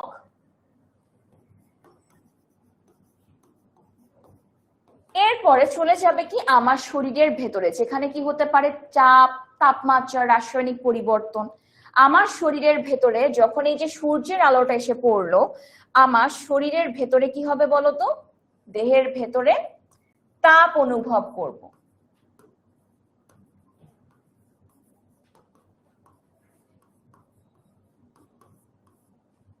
তাহলে এই তাপটাকে আমি কি বলবো?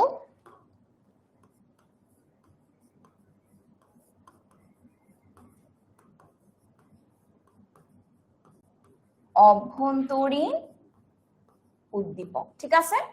এরপরে যে জিনিসটা ঘটবে, এই যে আমার দেহের ভেতরে আমি একটা তাপ অনুভব করছি, সেটা কে গ্রহণ করছিল? আমার এই স্কিনটা, তাই না?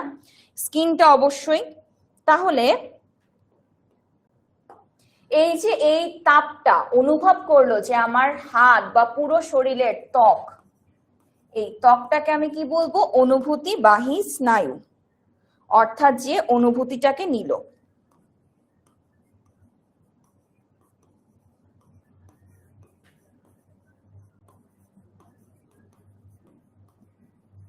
অনুভূতিবাহী স্নায়ু। এবং এই অনুভূতি স্নায়ু যখন এই জিনিসটা পেলো যে তাপটা সে অনুভব করছে, অর্থাৎ তোমার বাইরে সূর্যটা আছে, সেটা তো পরিবেশে আছে, তো এটাকে আমি কি বলতেছি? বাহ্যিক উদ্দীপক। আর আমার শরীরে আমি একটা তাপ অনুভব করছি, গরম লাগছে, তাহলে এটাকে আমি কি বলবো? অভ্যন্তরীণ। আমার আসলেই গরম লাগতেছে, দাঁড়াও একটু।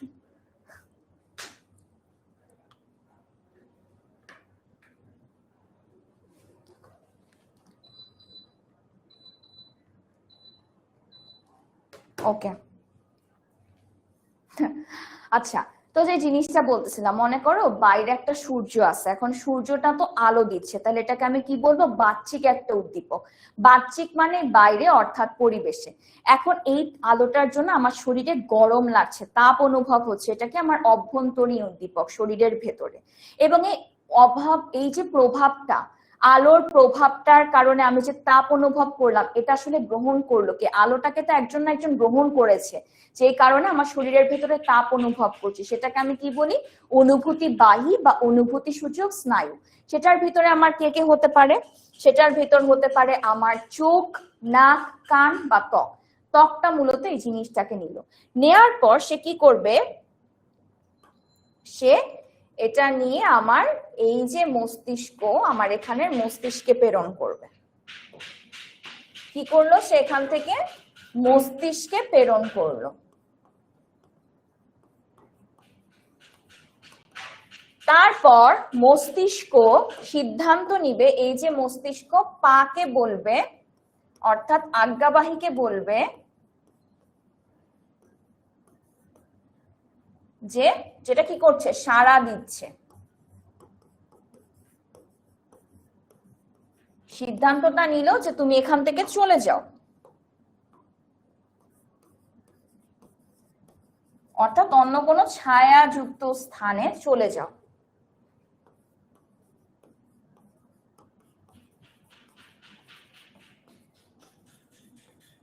ঠিক আছে? কি বললো তাকে? ছায়াযুক্ত স্থানে চলে যেতে, এটাকে আজ্ঞাবাহী স্নায়ু। এবং পরবর্তীতে তুমি কি দেখবা? যেটা তোমার ভিতর থেকে একটা সাড়া আসতেছে, সেই জিনিসটাই এখানে এগুলাই লেখা, যে উদ্দীপক সংবেদী স্নায়ু প্রান্তে একটা প্রভাব ফেলে, যেমন ত্বকে। অনুভূতি সূচক স্নায়ু বার্তাটা মস্তিষ্কে পাঠাবে, ওই যে নিয়ে নিয়ে সেটাকে মস্তিষ্ক পাঠালো।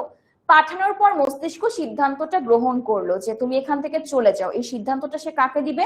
মস্তিষ্ক থেকে যে স্নায়ুর মাধ্যমে যে আমার চলে যাবে আজ্ঞাবাহী স্নায়ু, অর্থাৎ যে নির্দেশ পেশি বা গ্রন্থিতে পৌঁছে দেয়। আমার পা কি একটা ঐচ্ছিক পেশি না? সেখানে পৌঁছে দিল। দেওয়ার পর কি করলাম? আমি একটা প্রতিক্রিয়া দেখালাম যে হ্যাঁ আমি এখান থেকে এখন চলে যাব। বুঝতে পারছি ঘটনাটা? আবার দেখো, সূর্যটা আমার যেহেতু পরিবেশে আছে, তাহলে এটাকে আমি কি বলবো? একটা বাহ্যিক উদ্দীপক। সেটার মধ্যে আলো হতে পারে, এটা তো এখানের ক্ষেত্রে আলো, এছাড়াও স্বাদ হতে পারে, গন্ধ হতে পারে, এই জিনিসগুলা। এরপরে এটাকে কে গ্রহণ করলো? যখন আমার ত্বকে আসলো, অর্থাৎ আমার অনুভূতি সূচক বা অনুভূতি গ্রাহক যে অংশগুলো এই জিনিসগুলাকে নেয়, নেয়ার পর কার মাধ্যমে নিল? এই যে দেহের আমাদের বিভিন্ন অভ্যন্তরীণ উদ্দীপক, যেমন তাপমাত্রা লাগছে, সেটা কে গ্রহণ করলো? স্কিনটা এরপর কি করবে? সে নিজে কোনো অ্যাকশন না নিয়ে সে তার বসকে বলবে, তার বসকে মস্তিষ্ক এরপর বললো যেহেতু তোমার এখানে গরম লাগছে, স্নায়ু তুমি পাকে যেই খবরটা পৌঁছে দাও, সেজন্য এখান থেকে চলে যায়। তারপরে কি করলো? মস্তিষ্কর সিদ্ধান্তটা আজ্ঞাবাহী স্নায়ু অর্থাৎ পাতে চলে আসলো, এবং আজ্ঞাবাহী স্নায়ুর মাধ্যমে আর কি পাতে চলে আসলো। পায়ের সাহায্যে এরপর আমি কি করলাম? ওখান থেকে চলে গেলাম। প্রতিক্রিয়াটা কি ছিল? আলোযুক্ত স্থান থেকে চলে যে আমি ছায়াযুক্ত স্থানে গেলাম। আবার দেখো, পরিবেশে একটা সূর্য আছে, সূর্যটা আমাকে আলো দিচ্ছে। মূলত পরিবেশে যা কিছু আমি পাচ্ছি বাহিরে, সেটাকে আমি বলতেছি বাহ্যিক উদ্দীপক। আর আমার শরীরে আমি যেটা অনুভব করতেছি এই বাহ্যিক উদ্দীপকের প্রভাবে, সেটা হচ্ছে আমার অভ্যন্তরীণ প্রভাবক। যখন আমার এখানে একটা সূর্য আছে মানে অনেক তাপমাত্রা যুক্ত, তখন আমি গরম বোধ করছি, তাপ অনুভব করছি, তাহলে এই তাপটা কি? আমার অনুভূতি উদ্দীপক। এখন অভ্যন্তরীণ উদ্দীপক, এখন এই উদ্দীপকটা কে গ্রহণ করছে? আমার এই যে ত্বকে যে পড়তেছে, তাই তো আমি গরম বোধ করতেছি, তাহলে এটা কি? আমার অনুভূতি সূচক। এখন ত্বকটা যখন এই গরমটা সে অনুভব করলো, সে কি চুপচাপ বসে থাকবে? থাকবে না, সে যে আমার মস্তিষ্ককে জানাবে। তারপর মস্তিষ্ক একটা সিদ্ধান্ত নিবে, সেটা কি? আজ্ঞাবাহী স্নায়ুর মাধ্যমে আমার পাতে পৌঁছাবে। পাকে বলবে, মস্তিষ্ক এই কথাটাই বলছে যে তুমি এখান থেকে চলে যাও। তারপর কি করবে? পা হেঁটে হেঁটে চলে গেল, একটা প্রতিক্রিয়া দেখলাম। এই জিনিসটাই হচ্ছে মূলত এখানের ঘটনা। ঠিক আছে?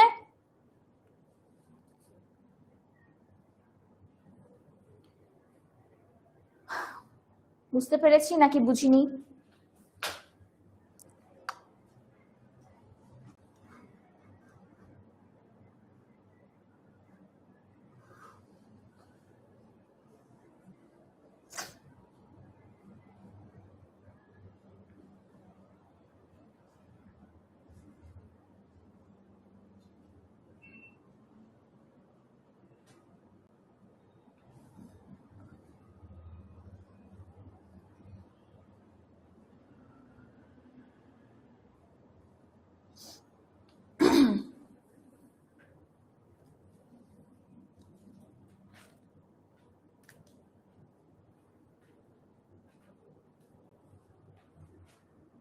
ওকে, ভেরি গুড। তো এই যে দেখো, গরম কিছু স্পর্শ করলে তখন হাতের ত্বক তাড়না প্রেরণা পাঠায় কোথায়? আমার মস্তিষ্কে। সঙ্গে সঙ্গে মস্তিষ্ক নির্দেশ দেয় হাত সরে যায়। এটাই কি? একটা রিফ্লেক্স অ্যাকশন বা প্রতিসরণ ক্রিয়া। অর্থাৎ রিফ্লেক্স অ্যাকশন কি? তোমার উপর যদি কোনো কিছুর একটা প্রভাব পড়ে, তুমি অবশ্যই সেটার একটা প্রতিক্রিয়া করবা। তুমি কি চুপচাপ বসে থাকবা? অবশ্যই না, একটা প্রতিক্রিয়া দেখাবা। সেই জিনিসটাই কিন্তু এখানে বলা হচ্ছে। বুঝতে পেরেছি? ওকে, এখন আসি মেইন জিনিস নিয়ে পড়বো। ঠিক আছে, আমাদের যে স্নায়ুতন্ত্র, সেটার দুইটা অংশ আমরা ভাগ করি।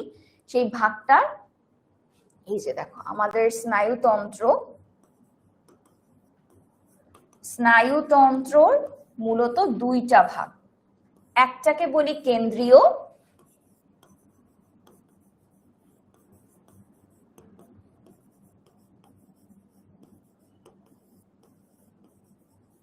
আরেকটাকে বলি প্রান্তীয়। কেন্দ্রীয় যে স্নায়ুতন্ত্রটা থাকে, অর্থাৎ সবকিছুর বস, এর মধ্যে সবার আগে যার নাম আসে সে হচ্ছে আমাদের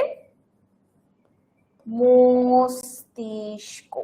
ঠিক আছে, একদম সুষুম্না কাণ্ডের শীর্ষে। সুষুম্না কাণ্ড একদম আমাদের এখান থেকে পুরো অংশ পর্যন্ত বিস্তৃত। এর একদম কেন্দ্রে, একদম টপে আমার এই অংশটায় মাথায় যে শক্ত জিনিসটা আমি দেখি, এমন এমন করে যে শক্ত জিনিসটা লাগতেছে সেটাকে আমি বলি করোটি। এই করোটির মধ্যে আমার একটা অংশ থাকে দেখতে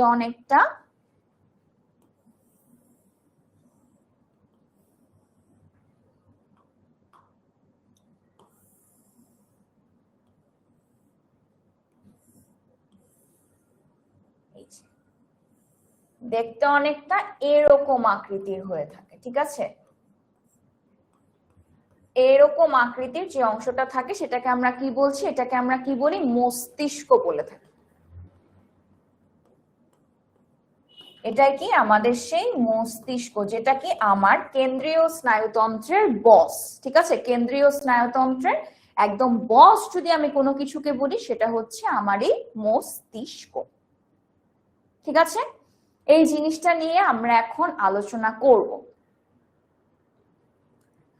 তাহলে মস্তিষ্ক কি? সুষুম্না কাণ্ডের শীর্ষে কেন্দ্রীয় স্নায়ুতন্ত্রের স্ফীত অংশ যা করোটির মধ্যে অবস্থান করে তাকে মস্তিষ্ক বলি। তাহলে এই সখানে আমার কি কি শব্দ নতুন? সুষুম্না কাণ্ড, একদম এখান থেকে এই পর্যন্ত স্নায়ুর মতো বিস্তৃত, সেটার একদম শীর্ষে অর্থাৎ এখানে এই জায়গাটুকুতে আমার মস্তিষ্ক থাকে, এই জায়গাটাতে আমার মস্তিষ্ক থাকে। তাই এই অংশটা খুব কেয়ারফুল থাকতে হয়। আর সুষুম্না কাণ্ডের শেষ হচ্ছে তোমার এই যে এখান থেকে, ঠিক আছে? এখান থেকে আমার সুষুম্না কাণ্ডটা বের হয় এবং এই জায়গাটা খুবই সেন্সিটিভ, ঠিক আছে?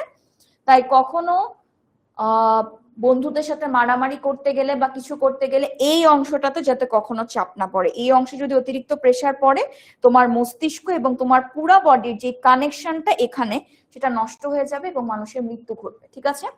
তাই খুব সাবধান, এই অংশে কাউকে ওইভাবে টাচ করতে দিও না।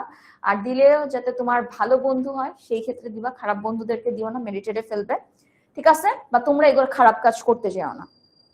তাহলে বুঝতে পারলাম সুষুম্না কাণ্ড আমার এই পর্যন্ত, তার শীর্ষে আমার এখানে মস্তিষ্ক। এটা একটা স্ফীত অংশ অর্থাৎ ফোলা অংশ, যেটা কিসের ভিতর থাকে? করোটির ভিতর থাকে। তাহলে আমার যদি পরীক্ষাতে প্রশ্ন আসে মস্তিষ্ক কি, আমি কি বলবো? সুষুম্না কাণ্ডের শীর্ষে কেন্দ্রীয় স্নায়ুতন্ত্রের স্ফীত অংশ যেটা মস্তিষ্কের মধ্যে অবস্থান করে তাকে কি বলি? করোটির মধ্যে অবস্থান করে তাকে কি বলি? মস্তিষ্ক বলি। তার পরিচয় কি কি? সে সুষুম্না কাণ্ডের মাথায় থাকে। কার অংশ? কেন্দ্রীয় স্নায়ুতন্ত্রের অংশ। কিসের ভিতরে থাকে? সেটা হচ্ছে করোটির মধ্যে থাকে। সিম্পল। চলো এখন একটু সামনে আগাই। প্রথমত এই চিত্রটা পরীক্ষাতে ওইভাবে আঁকতে পারবা না কেউ, ঠিক আছে? তো আমি একটা চিত্র আঁকা এখন শিখাবো, সেটা একটু করো। চিত্রটা শিখাবো তার আগে আমরা গঠনগুলো আগে পড়ে নিই, ঠিক আছে? মস্তিষ্ককে প্রথমে আমরা 3টা ভাগে ভাগ করি, ঠিক আছে? এখানে দেখাই, চিত্রটা পাশে রাখলে তোমাদের জন্য দেখতে সুবিধা হবে বা বুঝতে সুবিধা হবে। দেখো, ওকে, প্রথমে আসি উপর থেকে। হ্যাঁ, উপর থেকে চিন্তা করো। পয়েন্টার নাই এখানে? আচ্ছা, এই দেখো, প্রথমে চিন্তা করো এই অংশটুকুকে নিয়ে।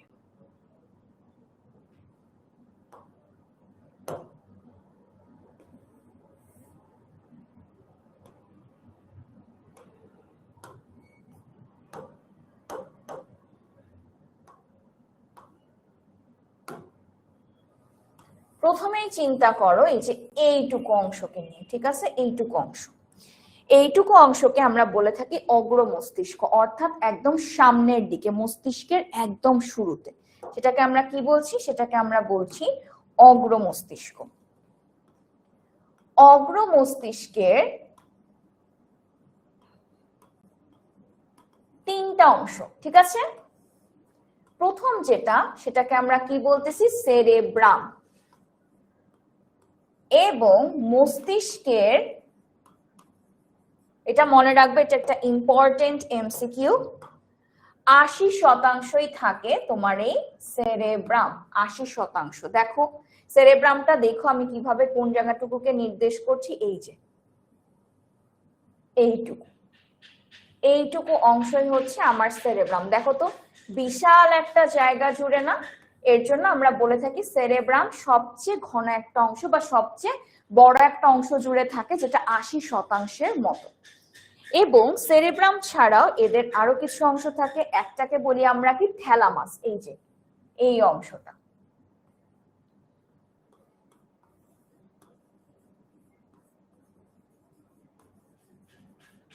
আর তার ঠিক নিচ বরাবর এই যে এই অংশটাতে, আমার এই যে এই অংশটাতে দেখতে পাচ্ছ, তাকে আমরা কি বলি, হাইপোথ্যালামাস। হাইপোথ্যালামাস, এটা গেল কি আমার অগ্র মস্তিষ্ক। তাহলে অগ্র মানে কি একদম সামনে, সেখানে আমার কে থাকে, সেখানে আমার থাকে সেরেবেলাম, থ্যালামাস আর হাইপোথ্যালামাস। ঠিক আছে, STH আর কি।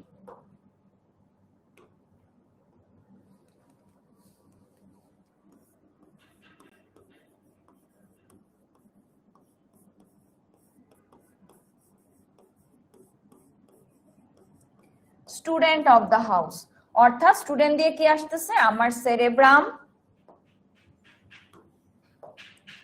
টি দিয়ে আসতেছে আমার এই যে থ্যালামাস, আর হাউস দিয়ে আসতেছে আমার হাইপোথ্যালামাস। এভাবেও তোমরা মনে রাখতে পারো। ঠিক আছে, তাহলে আমাদের অগ্র মানে কি সামনে, সেখানে কে কে থাকে, student of the house. Student of the house বা স্টুডেন্ট অফ দ্য ইয়ার, এটা আমরা কাকে বলি, একজন থাকবে যে পুরাটা বেশি অংশ জুড়ে থাকে বা যে সবচেয়ে ভালো রেজাল্ট করে। ঠিক একইভাবে অগ্র মস্তিষ্ক কিন্তু বেশি অংশ জুড়ে থাকে, কারণ এর মধ্যে কি আছে, সেরেব্রাম, যেটা মস্তিষ্কের 80% জুড়ে থাকে, এবং এটাকে আমরা কি বলি, স্টুডেন্ট অফ দ্য হাউস।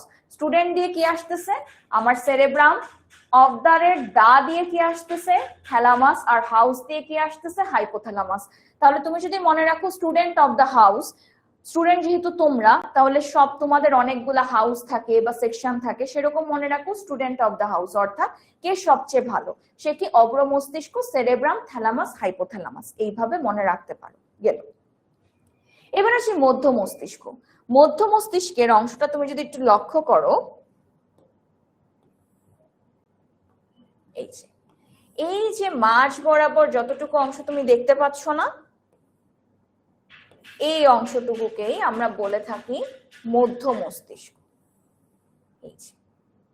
এইটুকু অংশ জুড়ে যেটা, সেটাকে আমরা বলছি, ওয়েট, কারণ খুবই বড় হয়ে গেছে, বিচ্ছিরি দেখা যাচ্ছে। এই যে অংশটুকু, এটাকে আমি কি বলছি, মধ্য মস্তিষ্ক, একদম মাঝে থাকতেছে। আর তাহলে তার নিচের অংশটুকুতে আমার কে থাকবে, অবশ্যই আমার, দাঁড়াও,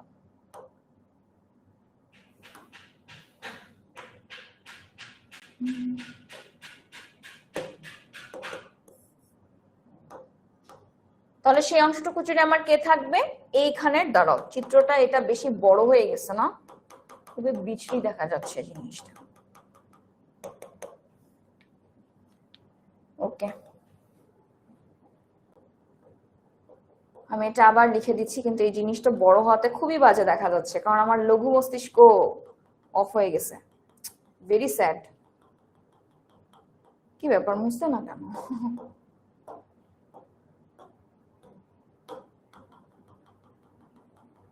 ওকে, এই তো ভাই সাহেব উঠে গেছে, খুবই ভালো কাজ করছেন। দেখো, তাহলে প্রথমে আসি, আমার অগ্র মস্তিষ্ক ছিল এইটুকু অংশ জুড়ে, এটাকে আর একটু কমাই দিব আমি, নাহলে এই যে প্যারা খাইতে হয় বুঝাইতে গেলে, এই জিনিস তো না বুঝলে সর্বনাশ।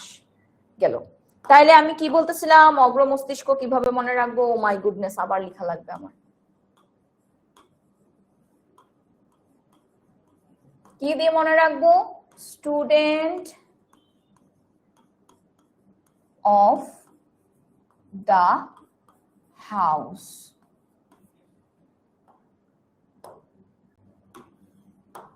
স্টুডেন্ট দিয়ে আসতেছে সেরিব্রাম, ডি দিয়ে আসতেছে থ্যালামাস। শোনো, ইংরেজিতে লিখলে কিন্তু TH দিয়েই হয়। আর হাউস দিয়ে কি আসতেছে, হাইপোথ্যালামাস।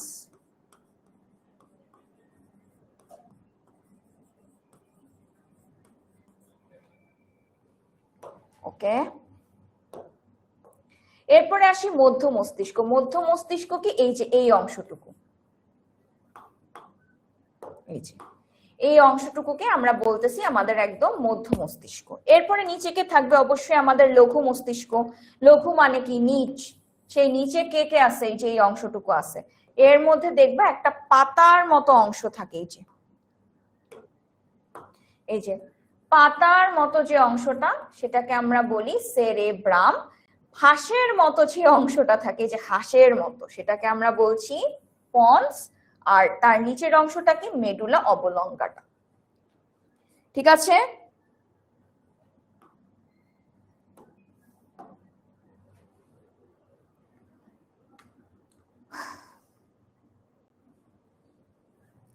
বুঝতে পেরেছি?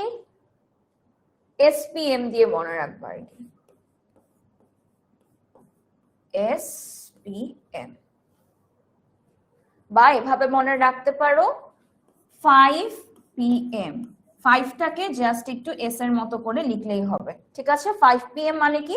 5টা আসলে এস কে নির্দেশ করতেছে, যেটা সেরিবেলাম, পি দিয়ে পন্স, এম দিয়ে মেডুলা অবলঙ্গাটা। এইভাবেও তোমরা মনে রাখতে পারো। তাহলে আরেকবার যদি আমি বলি, মস্তিষ্কে আমাদের 3টা ভাগে ভাগ করি। প্রথমে অগ্র মস্তিষ্ক, যেখানে থাকে আমার সেরিব্রাম, থ্যালামাস, হাইপোথ্যালামাস। মধ্য মস্তিষ্ক আর লঘু মস্তিষ্কে থাকে 5 PM। 5টা আসলে এস, যেটা হচ্ছে সেরিবেলাম, একই সাথে পি দিয়ে হচ্ছে পন্স, এম দিয়ে হচ্ছে মেডুলা অবলঙ্গাটা। তাহলে কোন অংশে কি কি থাকে এটুকু কি আমরা বুঝতে পারলাম? আর মেডুলা অবলঙ্গাটা নিচ থেকে শুরু হয় আমার সুষুম্না কাণ্ড, যেটা আমার পুরো অংশ পর্যন্ত বিস্তৃত থাকে। এই সুষুম্না কাণ্ডটা, অর্থাৎ এখানে যে এই যে সুষুম্না কাণ্ডটা আঁকলাম, এই সুষুম্না কাণ্ডটাই মস্তিষ্ক এবং পুরো শরীরের মধ্যে একটা সংযোগ স্থাপন করে।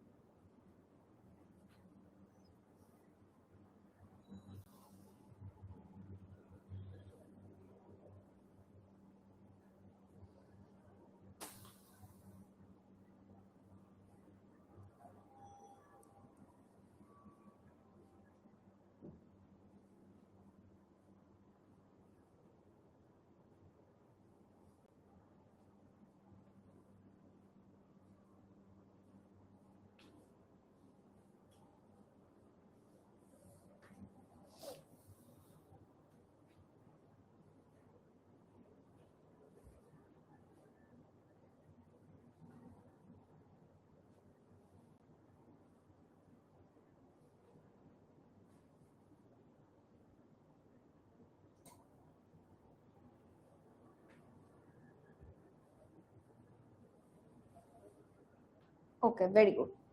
আচ্ছা, এবার আমরা প্রথমে শুরু করব আমাদের অগ্র মস্তিষ্ক নিয়ে। অগ্র মস্তিষ্কর একদম শুরুতে এই যে এই অংশটা, এটাকে আমরা বলি সেরিব্রাম।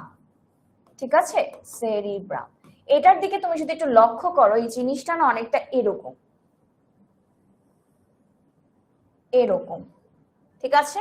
একটা হচ্ছে তোমার বাম, একটা হচ্ছে ডান। এই বামটাকে আমরা বলে থাকি বাম সেরিব্রাল হেমিস্ফিয়ার, ডানটাকে বলে থাকি ডান সেরিব্রাল হেমিস্ফিয়ার। তুমি যদি এখানে একটু ভালো করে লক্ষ্য করো, দেখো জিনিসটা একটু এরকম আকৃতির হয়ে থাকে। একটা থাকে ডান অংশ, একটা থাকে বাম অংশ। এদেরকে আমরা কি বলি? ডান এবং বাম সেরিব্রাল হেমিস্ফিয়ার। এই যে মস্তিষ্কের মধ্যে সবচেয়ে বড় অংশ সেরিব্রাম, যেটা আপু শুরুতেই বললাম কত শতাংশ? 80% মতো থাকে। সেরিব্রামের ডান অংশকে আমি বলি ডান সেরিব্রাল হেমিস্ফিয়ার, বাম অংশকে বলে থাকি বাম সেরিব্রাল হেমিস্ফিয়ার। এবং এদের মধ্যে দেখবে একটা ভাঁজ আছে, এই যে একটা যোগ চিহ্ন আছে না, এটাকে আমরা বলে থাকি তোমার কার্পাস ক্যালোসাস। ঠিক আছে? এরা কিন্তু আলাদা আলাদা ছিল। মূলত জিনিসটা দেখতে না অনেকটা এমন ধরনের ছিল, কোনো সংযোগ ছিল না। এখন আমার মস্তিষ্ক তো এদের মধ্যে যদি এরকম বিচ্ছিন্ন থাকে, তাহলে তো আমার কাজ ঠিকভাবে হবে না। তাই কি করতে হবে? এদের মধ্যে যেন একটা সংযোগ থাকে। সেই সংযোগটা করে থাকে কর্পাস ক্যালোসাম। এই যে এখানে এদের মধ্যে একটা সংযোগ স্থাপন করে। এটা হচ্ছে আমার ডান সেরিব্রাল হেমিস্ফিয়ার,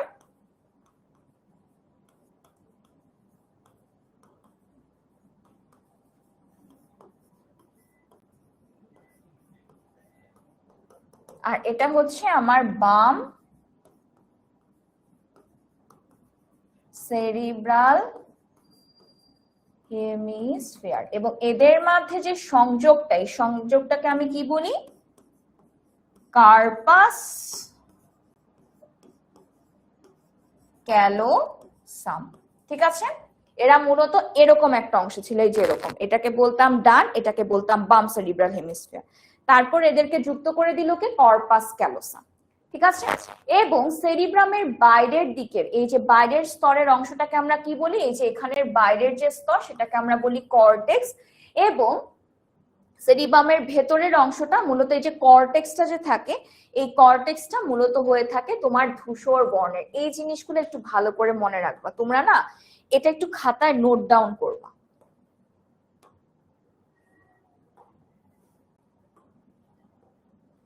অগ্র মস্তিষ্ক,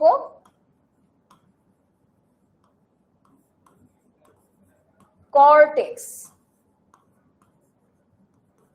বাহিরে কি থাকে? Grey matter. এই জায়গাটায় নিচে আর কিছু লিখবা না, একটু পর আপু যখন আরেকটা কথা বলবো তখন আবার নিচে নিচে লাইন করবা।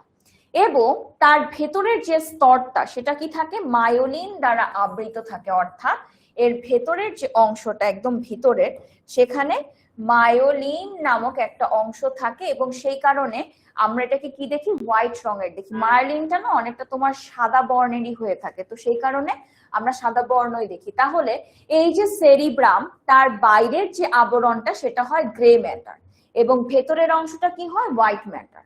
ঠিক আছে, অনেকটা কিসের মতো মনে করতে পারো?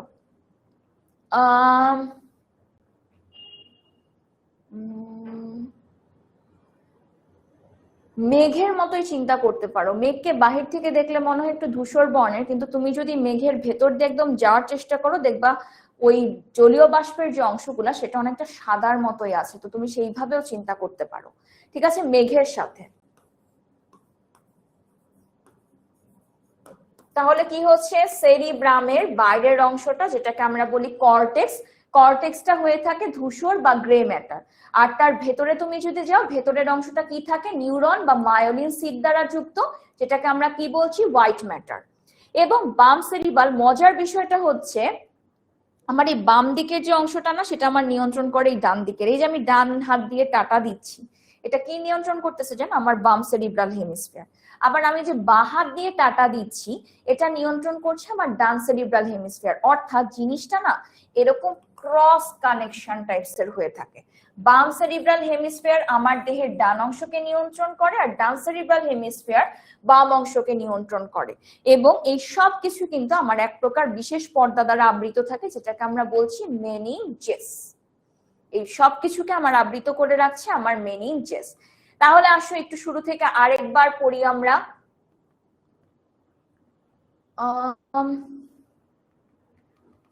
কারণ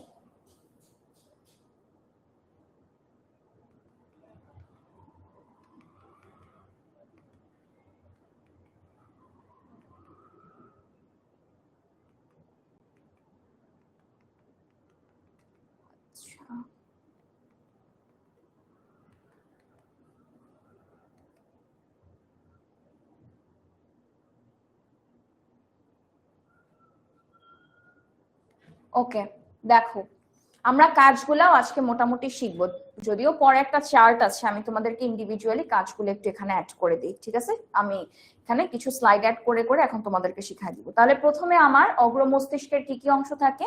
সেরিব্রাম, হেমিস্ফিয়ার, এবং হচ্ছে থ্যালামাস এবং হাইপোথ্যালামাস। তো আমার এই সেরিব্রামের যদি আমি অংশটা দেখি, সেটা অনেকটা এরকমের মতো।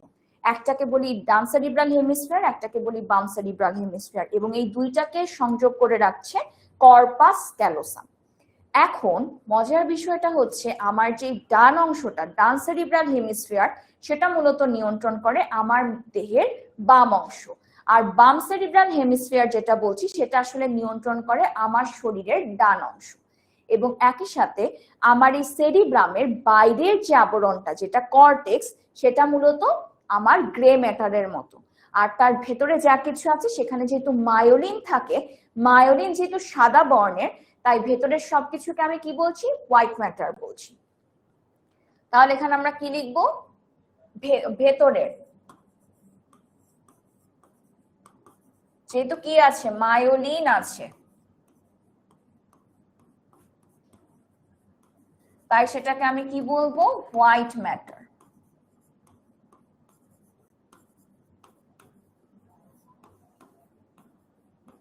White matter. ঠিক আছে, বুঝতে পেরেছি।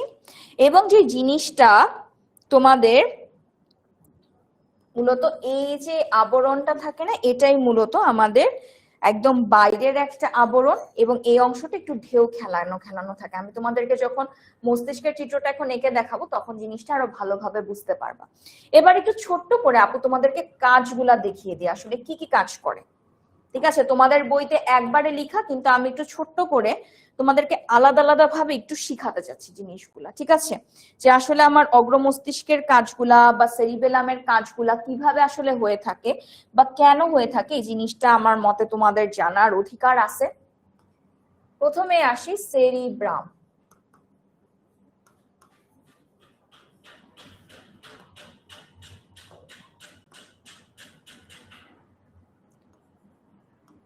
কথা বলার ইচ্ছা, কথা বলার ইচ্ছা উন্নত সহজাত অনুভূতি।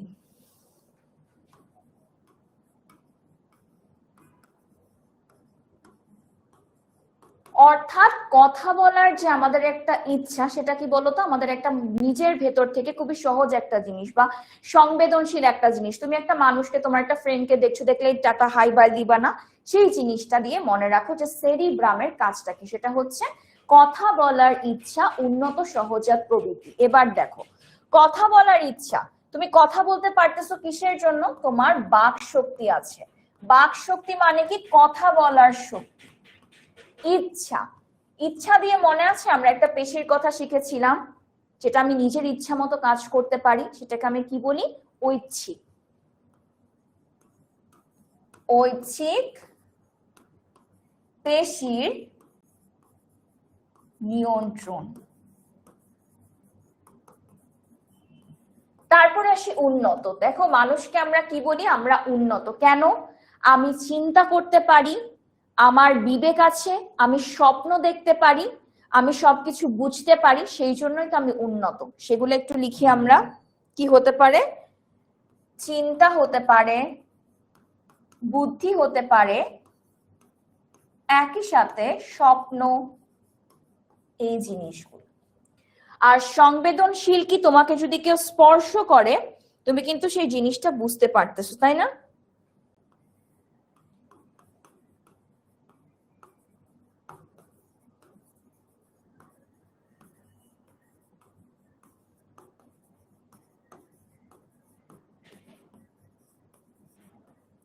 এটাই হচ্ছে আমার সেরিব্রামের কাজ, অর্থাৎ আমার অগ্র মস্তিষ্কের যে অংশটা 80% জুড়ে থাকে সেই অংশটার কাজ। কি কি দেখো, কথা বলার ইচ্ছা উন্নত সহজাত প্রবৃত্তি।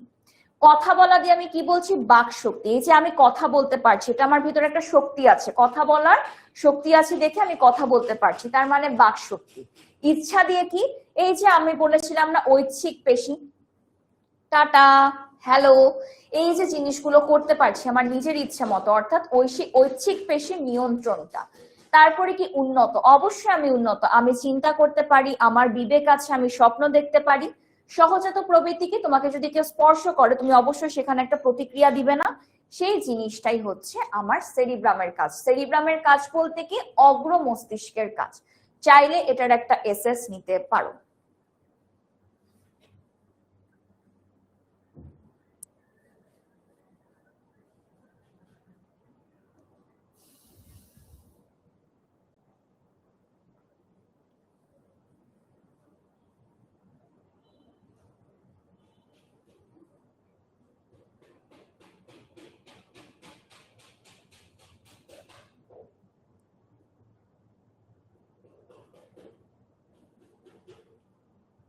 নিয়েছি, ওকে। এরপর দেখো তো, আরেকটা অংশ ছিল না আমাদের, থ্যালামাস। এই যে দেখো, এই চিত্রটা দেখো, এই যে এটা তো আমার গেল সেরিব্রাল হেমিস্ফিয়ার, এখানের যে অংশটা সেটা কি ছিল আমার থ্যালামাস না? এই যে এই চিত্রটা দেখো, আরো ভালো করে বুঝতে পারবে। এই যে বৃত্তের মতো অংশটা, এটাকে আমরা কি বলছি? থ্যালামাস। এই জিনিসটার কাজটা কি সেটা একটু দেখো। থ্যালামাসও কিন্তু আমার কি অগ্র মস্তিষ্কের মধ্যেই তো পড়ছে।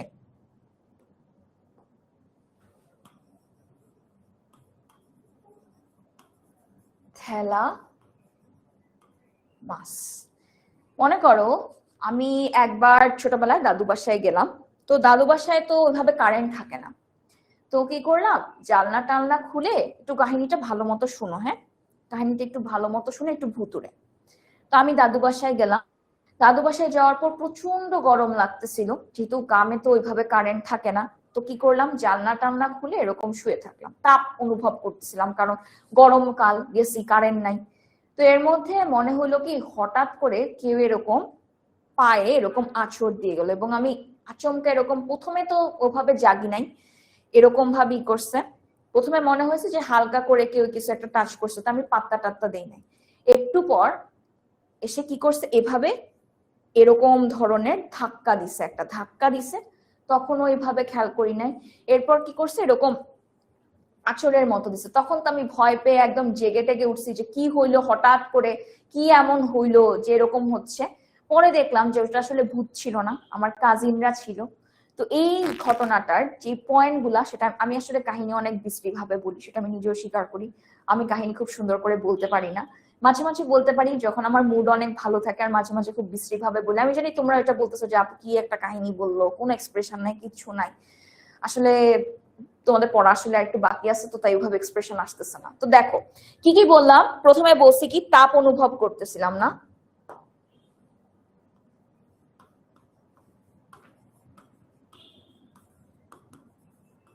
তাপ অনুভব। এরপরে কি, তাপ অনুভব থেকে কি হচ্ছিল বলতো, আমার যখন এই যে খামচি দিচ্ছিল তখন ভিতরে কি একটা যন্ত্রণা হচ্ছিল। তারপরে কি, ভয়।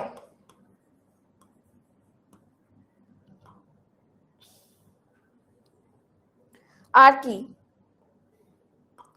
ভয়, এই জিনিসগুলা, বা জেগে তোলা, জেগে ওঠা। এটাই তো ছিল আমার গল্পের কাহিনী, যে আমার প্রচন্ড গরম লাগতেছিল, তাপ অনুভব হচ্ছিল, তাই আমি জানলা টান্না খুলে দিছি। প্রথমে এরকম ভাবেই করলো, কিছু মনে হয় না, কিন্তু যখন আঁচড় দিছে প্রচন্ড ব্যথা পাইছি, এরকম ঠাস করে জেগে উঠছে, আর ভেতরে একটা ভয় বা একটা অনুভূতিও কাজ করতেছিল। ভয় তো মূলত এক প্রকার অনুভূতি। তো তুমি যদি হাইপোথ্যালামাসের থ্যালামাসের কথা যদি চিন্তা করো, থ্যালামাস এই কাজগুলাই করে। তোমার তাপ অনুভব হবে, তোমার বিভিন্ন প্রকার যন্ত্রণা অনুভব করবা। আসলে কি, আমাদের মস্তিষ্কর জন্য আমরা বিভিন্ন ইমোশন ক্রিয়েট করি, ঠিক আছে? আমি যখন তোমার সাইকোলজি কোর্সটা করছি, তখন আমি এই জিনিসগুলো আরো ভালোভাবে বুঝতে পারতেছি। এই যে আমরা বিভিন্ন ধরনের ইমোশন দেখাই, কষ্ট পেলে কাঁদছি, খুশি হলে হাসছি, রাগ হলে রাগ করছি, এই সব কিছু কিন্তু আসে আমার এই মস্তিষ্ক থেকে, ঠিক আছে? হ্যাঁ, অনেকে বলতে পারো আপু এটা আমার অন্তর থেকে আসে, এরকম কথাবার্তা বললো না, সায়েন্সের স্টুডেন্ট, লজিক্যালি কথা বলো, ঠিক আছে? হ্যাঁ, তোমার মস্তিষ্কের বিভিন্ন এনজাইমের নিঃসরণের জন্য হৃৎপিণ্ডে একটা প্রভাবের সৃষ্টি হয়, কিন্তু এই কথাটা বললো না যে আপু আমি সব অন্তর থেকে করি, মন দিয়ে করি। প্লিজ, সায়েন্সের স্টুডেন্ট, লজিক্যালি কথা বলো। তো কি হয়, এই যে বিভিন্ন ধরনের আমি অনুভূতি দেখাচ্ছি, হাসি, খুশি, রাগ, যন্ত্রণা, সবকিছু আসলে আসে কোথা থেকে? আমার মস্তিষ্কের বিভিন্ন অংশ থেকে আসে। এর মধ্যে অগ্র মস্তিষ্কের থ্যালামাসের দিকে আমি যদি তাকাই, সেটা কি করে? তাপ অনুভব করে, অর্থাৎ তাপীয় অনুভূতি, বিভিন্ন প্রকার পরিবেশ থেকে একটা অনুভূতি সে অনুভব করছে, ভয়, বিভিন্ন ভিতর থেকে আসে অনুভূতি, জেগে ওঠা, ঠাস করে জেগে উঠলাম, বা এক প্রকার যন্ত্রণা, এই কাজগুলো নিয়ন্ত্রণ করে আমার এই থ্যালামাস। তো এটা রিসার্চ নিতে চাইলে যে কেউ নিতে পারো। আমি তোমাদেরকে গঠনের সাথে সাথে কাজগুলো এখন পড়াচ্ছি, লাস্টে একটা চার্টও দিয়ে দিছি যেন পড়তে কোনো অসুবিধা না হয়, ঠিক আছে? সাথে সাথে পড়াচ্ছি যাতে মনে থাকে জিনিসগুলো, নাইলে আবার কাজ পড়াইতে গেলে মনেও পড়বে না কোনটা সেরিব্রাম ছিল, কোনটা থ্যালামাস ছিল, কোনটা হাইপোথ্যালামাস ছিল, গিলে টিলে খায় বসে থাকবা।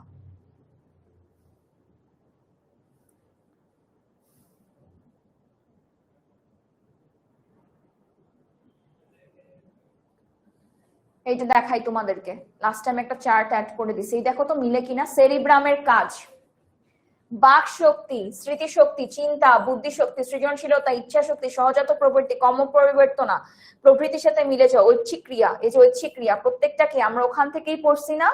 আপু যে লাইনটা লিখছি, কথা বলার ইচ্ছা, উন্নত সহজাত প্রবৃত্তি, সেখানে এখানে লেখা আছে। তারপরে আসি থ্যালামাস, সংবেদী উদ্দীপনা গ্রহণ, যে যন্ত্রণা রিলে করে সেরিব্রামে পাঠায়, অর্থাৎ সে যখন উদ্দীপনাটা নেয়, ওই যে এক প্রকার তাপীয় অনুভূতি সে যখন পেলো, সেটাকে পৌঁছাবে, সেরিব্রামকে বলবে।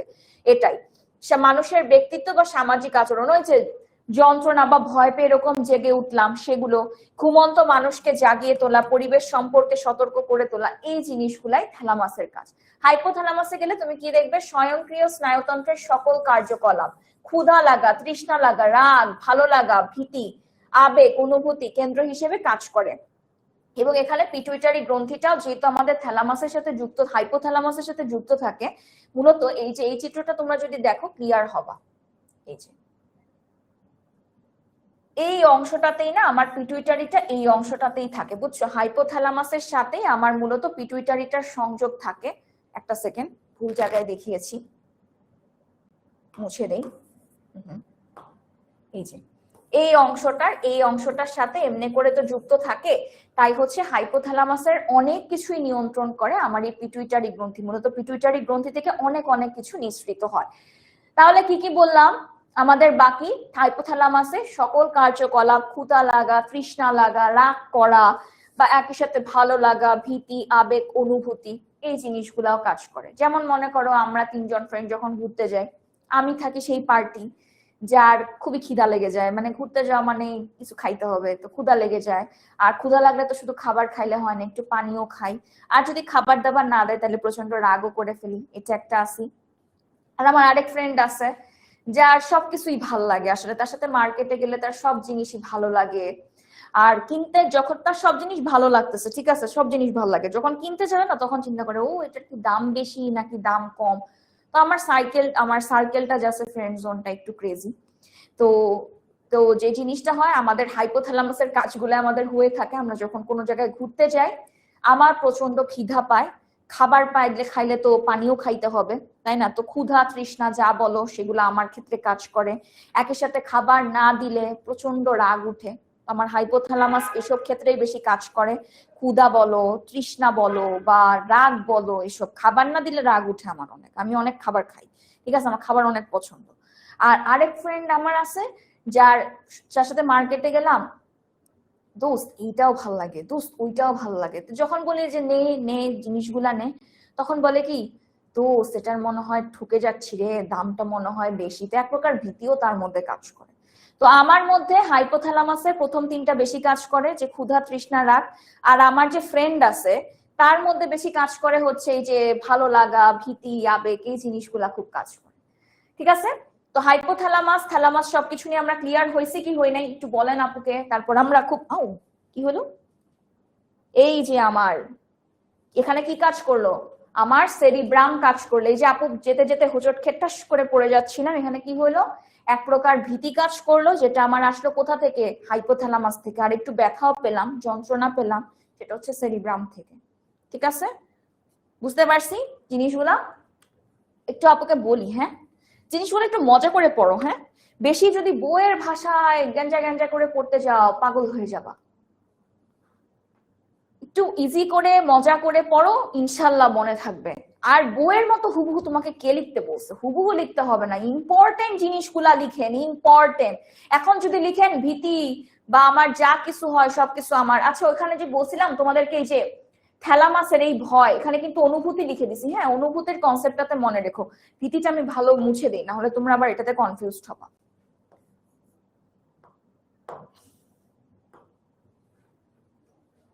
তাহলে সেরিব্রামের কাজ কি ছিল? কথা বলার ইচ্ছা, উন্নত সহজাত প্রবৃত্তি, বাক শক্তি।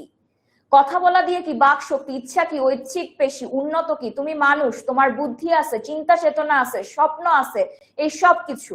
সহজাত প্রবৃত্তি, সেটা তো নিজে একটা উদাহরণ, এছাড়াও সংবেদনশীলতা, কোন একটা কিছু স্পর্শ করে একটা করে জেগে উঠো না। তারপরে কি থ্যালামাস, থ্যালামাস কি, ওই যে গরম লাগতেছে, তাপ অনুভব করতেছি, আঁচড় দিলে উফ যন্ত্রণা, উফ প্রচন্ড যন্ত্রণা পাইছি, তারপরে কি এক প্রকার অনুভূতিও কাজ করতেছে, বা পরিবেশে আমার আসলে কেমন সম্পর্ক হচ্ছে। তা আমি যেন কি করছি, যখন ব্যথাটা পাইছি চিৎকার করে উঠছি। তার মানে চিন্তা করো আমার সামাজিক সব মানুষের সাথে কিরকম সম্পর্ক, সবকিছুতেই সাই সাই করে ওঠা। আর হাইপোথ্যালামাস বললো যে আপু যেটা বললাম, আপু ঘুরতে গেলে খুব খেতে ভালোবাসে, আর শুধু খাবার খেলে তো হয় না, সাথে কোক পেপসি তো থাকতেই হয়, ফানটা খুব পছন্দ তো সেটাও থাকে। আর হচ্ছে যদি খাবার না পাই খুব রাগ উঠে, তো এটা হচ্ছে আমার হাইপোথ্যালামাস সুপার অ্যাক্টিভ। আর আমার যে বন্ধু বা ফ্রেন্ড আছে মুমু, তো ও হচ্ছে মানে খুবই পছন্দ করে তোমার সবকিছু, মার্কেটে গেলে সবকিছুই পছন্দ হয়, কিন্তু মুমুকে যখন বলি যে মুমু নিয়ে নে নিয়ে নে, না না দোস্ত এটার দাম বেশি, এটা নিবো না, একটু চিন্তা করি চিন্তা করি। তো ওর ক্ষেত্রে আবার হাইপোথ্যালামাস টমনে কাজ করে, ঠিক আছে।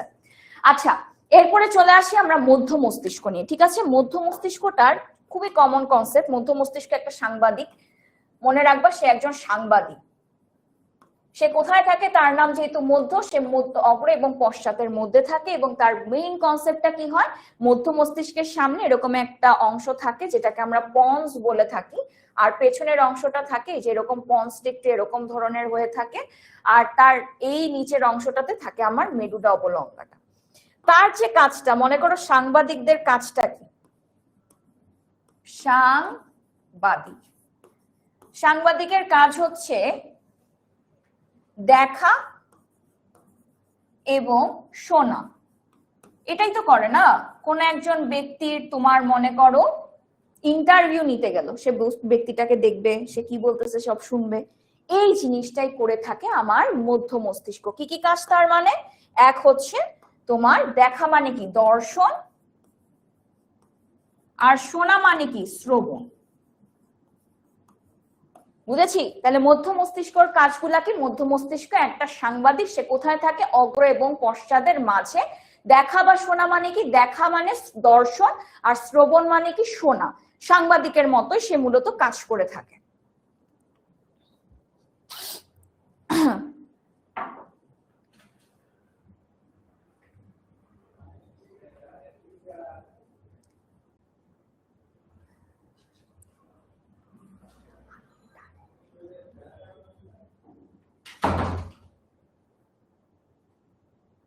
বুঝতে পারছি? All good. চলো এরপরে চলে আসি আমরা, তাহলে কাজগুলা কি হয়েছে দেখো, দর্শন, শ্রবণ, ভারসাম্য, বিভিন্ন পেশি। দর্শন দেখতেছো শুনতেছো, দেখতেছো শুনতেছো, তার মানে কি সবকিছুর মধ্যে একটা সুন্দর বন্ডিং থাকবে। এরপরে চলে আসি আমরা পশ্চাৎ মস্তিষ্ক, ঠিক আছে।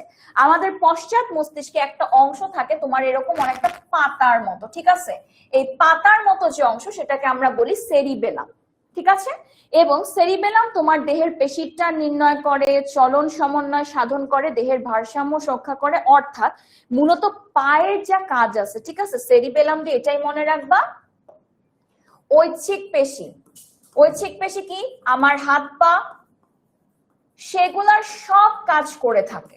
যেমন কি আমি এই যে মনে করো হেঁটে হেঁটে যাচ্ছি, আমার হেঁটে হেঁটে যেতে গেলে কি আমার একটা ভারসাম্য থাকতে হবে না শরীরের মধ্যে, তাইলে তো আমি হাঁটতে পারবো। যদি আমার ভারসাম্য না থাকে ঠাস করে পড়ে যাব, সেটা তো আমার হয় না। এই জিনিসগুলা, বা আমি এই যে মনে করো দৌড়ানো বা এরকম লাফালাফি করা, এই সব কিছু নিয়ন্ত্রণ করে থাকে আমার সেরিবেলাম, ঠিক আছে। তাহলে সেরিবেলামের কাজটা কি ঐচ্ছিক পেশির সাথে সম্পর্কিত। ঐচ্ছিক পেশি কি পা, তোমার চলা, ভারসাম্য এবং একই সাথে কি দৌড়ানো, লাফানো, এই যাবতীয় যা যা কিছু আছে সবকিছু কে নিয়ন্ত্রণ করছে, সেরিবেলাম। আরেকটা হচ্ছে তোমার পন্স। এই পন্সটাতে তুমি মনে রাখবা এটা অনেকটা আমাদের অনৈচ্ছিক পেশির মতোই মূলত কাজ করে থাকে। কিসের মতো? অনৈচ্ছিক পেশির মতো।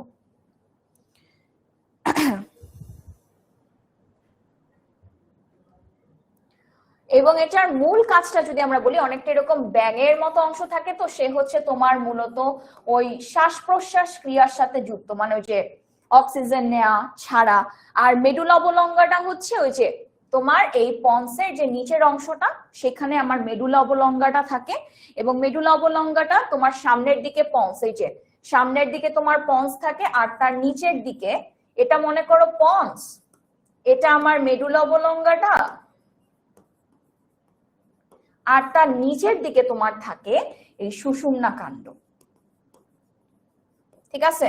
তাহলে পশ্চাৎ মস্তিষ্কে প্রথমে পাতার মতো যে অংশ সেটাকে আমরা কি বলি, সেরিবেলাম। আর মাঝের অংশটা পন্স, একটু এরকম হাঁসের মতো, আর শেষে থাকে কি আমার মেডুলা অবলঙ্গাটা মাঝে, আর তার শেষে থাকে সুষুম্না কাণ্ড। এই যে দেখো পশ্চাৎ মস্তিষ্কে ভারসাম্য, ঐচ্ছিক পেশির মতো কাজ। পন্সের দেখো এই যে শ্বাসক্রিয়া, আর পশ্চাৎ মস্তিষ্কের মেডুলা অবলঙ্গটার কাজ কি সুষুম্না কাণ্ড। যেমন আমার মনে করো রক্তনালী, পেরিস্টালসিস, হৃদস্পন্দন, ফুসফুস। মনে রাখবা মেডুলা অবলঙ্গটা অনৈচ্ছিক পেশির মতো কাজ করে, অর্থাৎ যেগুলাকে তুমি নিয়ন্ত্রণই করতে পারো না। যেমন তোমার হৃৎপিণ্ড নিয়ন্ত্রণ করতে পারতেছো না, রক্ত চলাচল নিয়ন্ত্রণ করতে পারতেছো না, পেটের খাবার দাবারের কাজগুলাকে নিয়ন্ত্রণ করতে পারতেছো না, এগুলাই মূলত করে থাকে আমার মেডুলা অবলঙ্গাটা। তার মানে লঘু মস্তিষ্কের প্রথমে থাকে কি আমার তোমার সেরিবেলাম। সেরিবেলামটা কিসের মতো কাজ করে? ঐচ্ছিক পেশির সব কাজ করে। পন্সটা শ্বাসক্রিয়ার, আর মেডুলা অবলঙ্গটা কি? মেডুলা অবলঙ্গটা অনৈচ্ছিক পেশির কাজগুলো করে, রক্তনালী, শ্বাসক্রিয়া এইসব ক্ষেত্রে। ঠিক আছে, তো চলো এখন আমরা শুরু করব আমাদের চিত্র আঁকাটা। ঠিক আছে, আমি চাইবো সবাই যেন সুন্দর মতো আপুর সাথে সাথে শুরু করো। আর যদি কেউ এইভাবে না করতে পারো তারা নাই, আমি আজকে বা কালকের মধ্যে তোমাদেরকে মস্তিষ্ক আঁকার একটা ভিডিও দিয়ে দিব, কিন্তু একটু আপুর সাথে সাথে দেখো যে কিভাবে আঁকতে হয়। প্রথমে আপুর যে জিনিসটা লাগবে সেটা হচ্ছে টুলসে যাই, ম্যাথে যাই, চাঁদাটা লাগবে আমার একটু। কি ব্যাপার, চাঁদাটা কি এরকমই থাকবে? তাহলে তো আমার হবে না। শোনো, তোমরা প্রথমে তোমাদের চাঁদাটাকে না এইভাবে বসাও। আমার কাছে যেহেতু চাঁদাটা নাই, তোমরা চাঁদাটাকে এইভাবে বসাও, চাঁদাটাকে এমনে করে বসাও। বসানোর পর এই যে এমনে করে চাঁদা দিয়ে একটা দাগ দিবা। দেওয়ার পর কাজটা কি হবে, এর উপর একটু এরকম ঢেউ ঢেউ অংশ দিয়ে দাও, ঢেউ ঢেউ। কি করবো এরপর? দেওয়ার পর এই অংশটাকে একটু এইভাবে বাড়িয়ে আনবো, আর এখান দিয়ে এরকম একটা দাগ দিয়ে দিব, যুক্ত করে দাও। চিন্তার কিছু নাই, তোমরা দেখো আপু কিভাবে আঁকছি, এরপর আপু যে ভিডিওটা দিব সেটা দেখে আর একটু প্র্যাকটিস করলে আরো ক্লিয়ার হবে।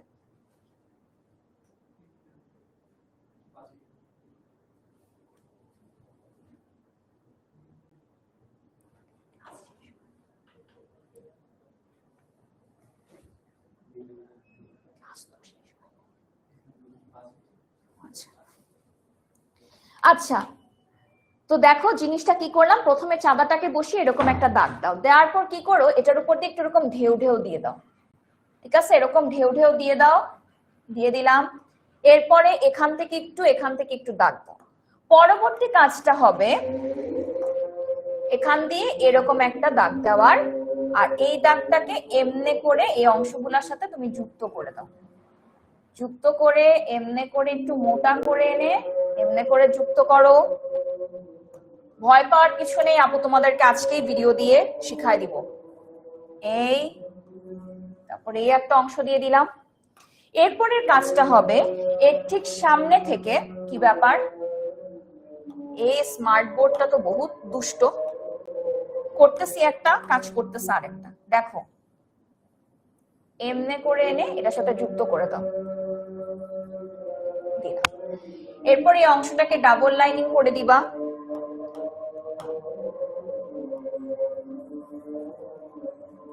তো বহুত পাজিয়ে স্মার্ট বোর্ড এটা আমার, এই দেখছো আঁকি আর চলে যায়, দিলাম। এরপরে এর ঠিক মাঝ বরাবর তুমি নাইস এমনে করে একটা অংশ নিয়ে আসো, তার ঠিক মাঝ বরাবর এমনে করে এসে এমনে করে একটা অংশ আঁকো। এই যে অনেকটা এরকম এরকম আঁকলাম। তারপর এখান থেকে জাস্ট তুমি এরকম পাতার মতো একটা অংশ আঁকো, সেটাকে আবার এইভাবে তুমি জোড়া লাগিয়ে দাও।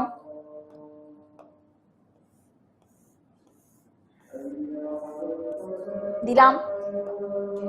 এরপরে আর বেশি কাজ নেই, কি করব, এই অংশ থেকে এই এখানের একটা অংশ এভাবে জোড়া লাগিয়ে দিব। আর শেষ ধাপে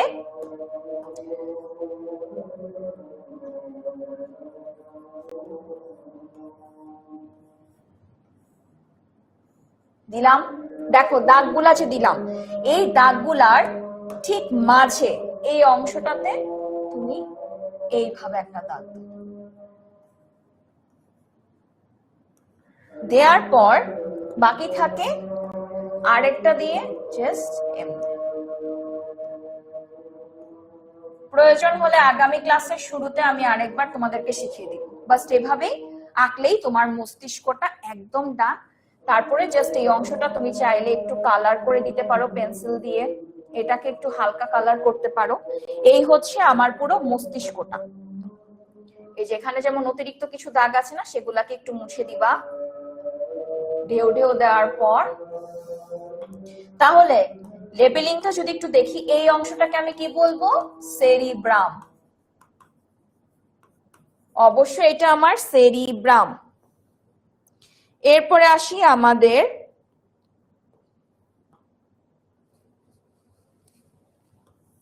থ্যালামাস, হাইপোথ্যালামাস।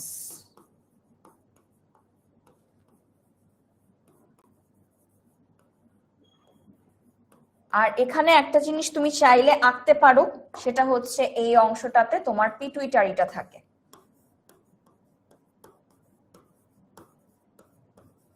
পিটুইটারি। এরপর চলে আসি এই যে আমার সেরিবেলাম,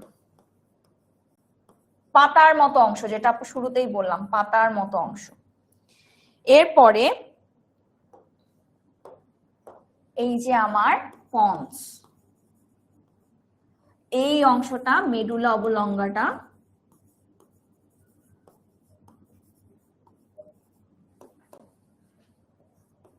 এবং নিচের যে অংশটা সেটা হচ্ছে সুষুম্না কাণ্ড।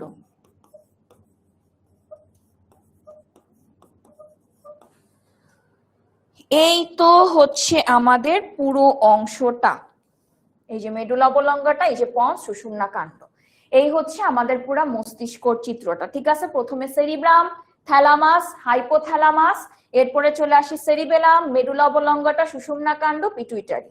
আর এই চিত্রটা তো আপু তোমাদেরকে ক্লাসে একবার দেখিয়ে দিলাম, তোমরা চাইলে ভিডিওটা দেখে একটু ট্রাই করতে, ক্লাসের এই রেকর্ড ভিডিওটা দেখে ট্রাই করতে পারো। আর যদি তারপরও না পারো, তাহলে হচ্ছে আমি আজকে বা কালকের মধ্যে তোমাদেরকে এই চিত্র আঁকার উপর একটা ভিডিও তোমাদের যে সুপার স্টুডেন্ট গ্রুপ আছে সেটাতে ইনশাল্লাহ দিয়ে দিব। আর আগামী ক্লাসের শুরুতে আমি এই চিত্রটা আরেকবার তোমাদেরকে দেখিয়ে দিব, যেন পুরো বিষয়টা তোমাদের ক্লিয়ার হয়ে যায়, যেটা আমাদের ক্লাস টাইম অলরেডি শেষ। তাই আপু একটু এমসিকিউ গুলা দেখিয়ে দেই। এটা কি? প্রাণীর প্রয়োজনীয় সমন্বয় কাজ, হরমোন দিয়ে কাজ করে। পোকা দমনের ক্ষেত্রে অবশ্যই ফেরোমন ইউজ করব। দেহের বৃদ্ধি, বিভিন্ন টিস্যুর নিয়ন্ত্রক হরমোন। মস্তিষ্কের কোন অংশ ভারসাম্য, তার মানে কি হবে? সেরিবেলাম, ঐচ্ছিক পেশির কাজ। মানব মস্তিষ্কের সবচেয়ে বড় অংশটা কি? সেরিব্রাম। কবির শব্দ করে পড়ে, এই পড়ার কার্যক্রম কোন অংশ? সেরিব্রাম। এই যে তুমি জোরে জোরে পড়ো, সেটা কিসের কারণে করো? সেরিব্রামের কারণে।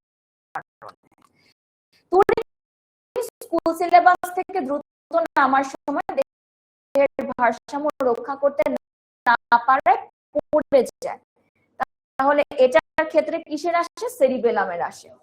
এরপর আসে সেরিবেলামের তাহলে কাজটা কি? পেশিরটা নিয়ন্ত্রণ। আর কি? এগুলা নিয়ে আমরা হচ্ছে আগামী ক্লাসে বিশেষ করে পড়বো। আর সৃজনশীল প্রশ্নগুলা নিয়েও তেমন একটা টেনশন করো না, তোমাদের যে আরেকটা আজকে মূলত যে জিনিসটা তোমাদের জন্য ইম্পর্টেন্ট ছিল, মস্তিষ্কর কি কি অংশ, কাজগুলা কি কি, তো আশা করি ক্লাসটা ভালো। চিত্র আঁকা নিয়ে একদমই টেনশন করো না, বারবার বলতেছি গ্রুপে আমি আজকে কালকের মধ্যে একটা ভিডিও দিয়ে দিব, যেন তুমি মস্তিষ্ক আঁকাটা খুব সহজেই শিখতে পারো। তো তোমাদের জন্য অনেক অনেক শুভকামনা রইল। আল্লাহ হাফেজ।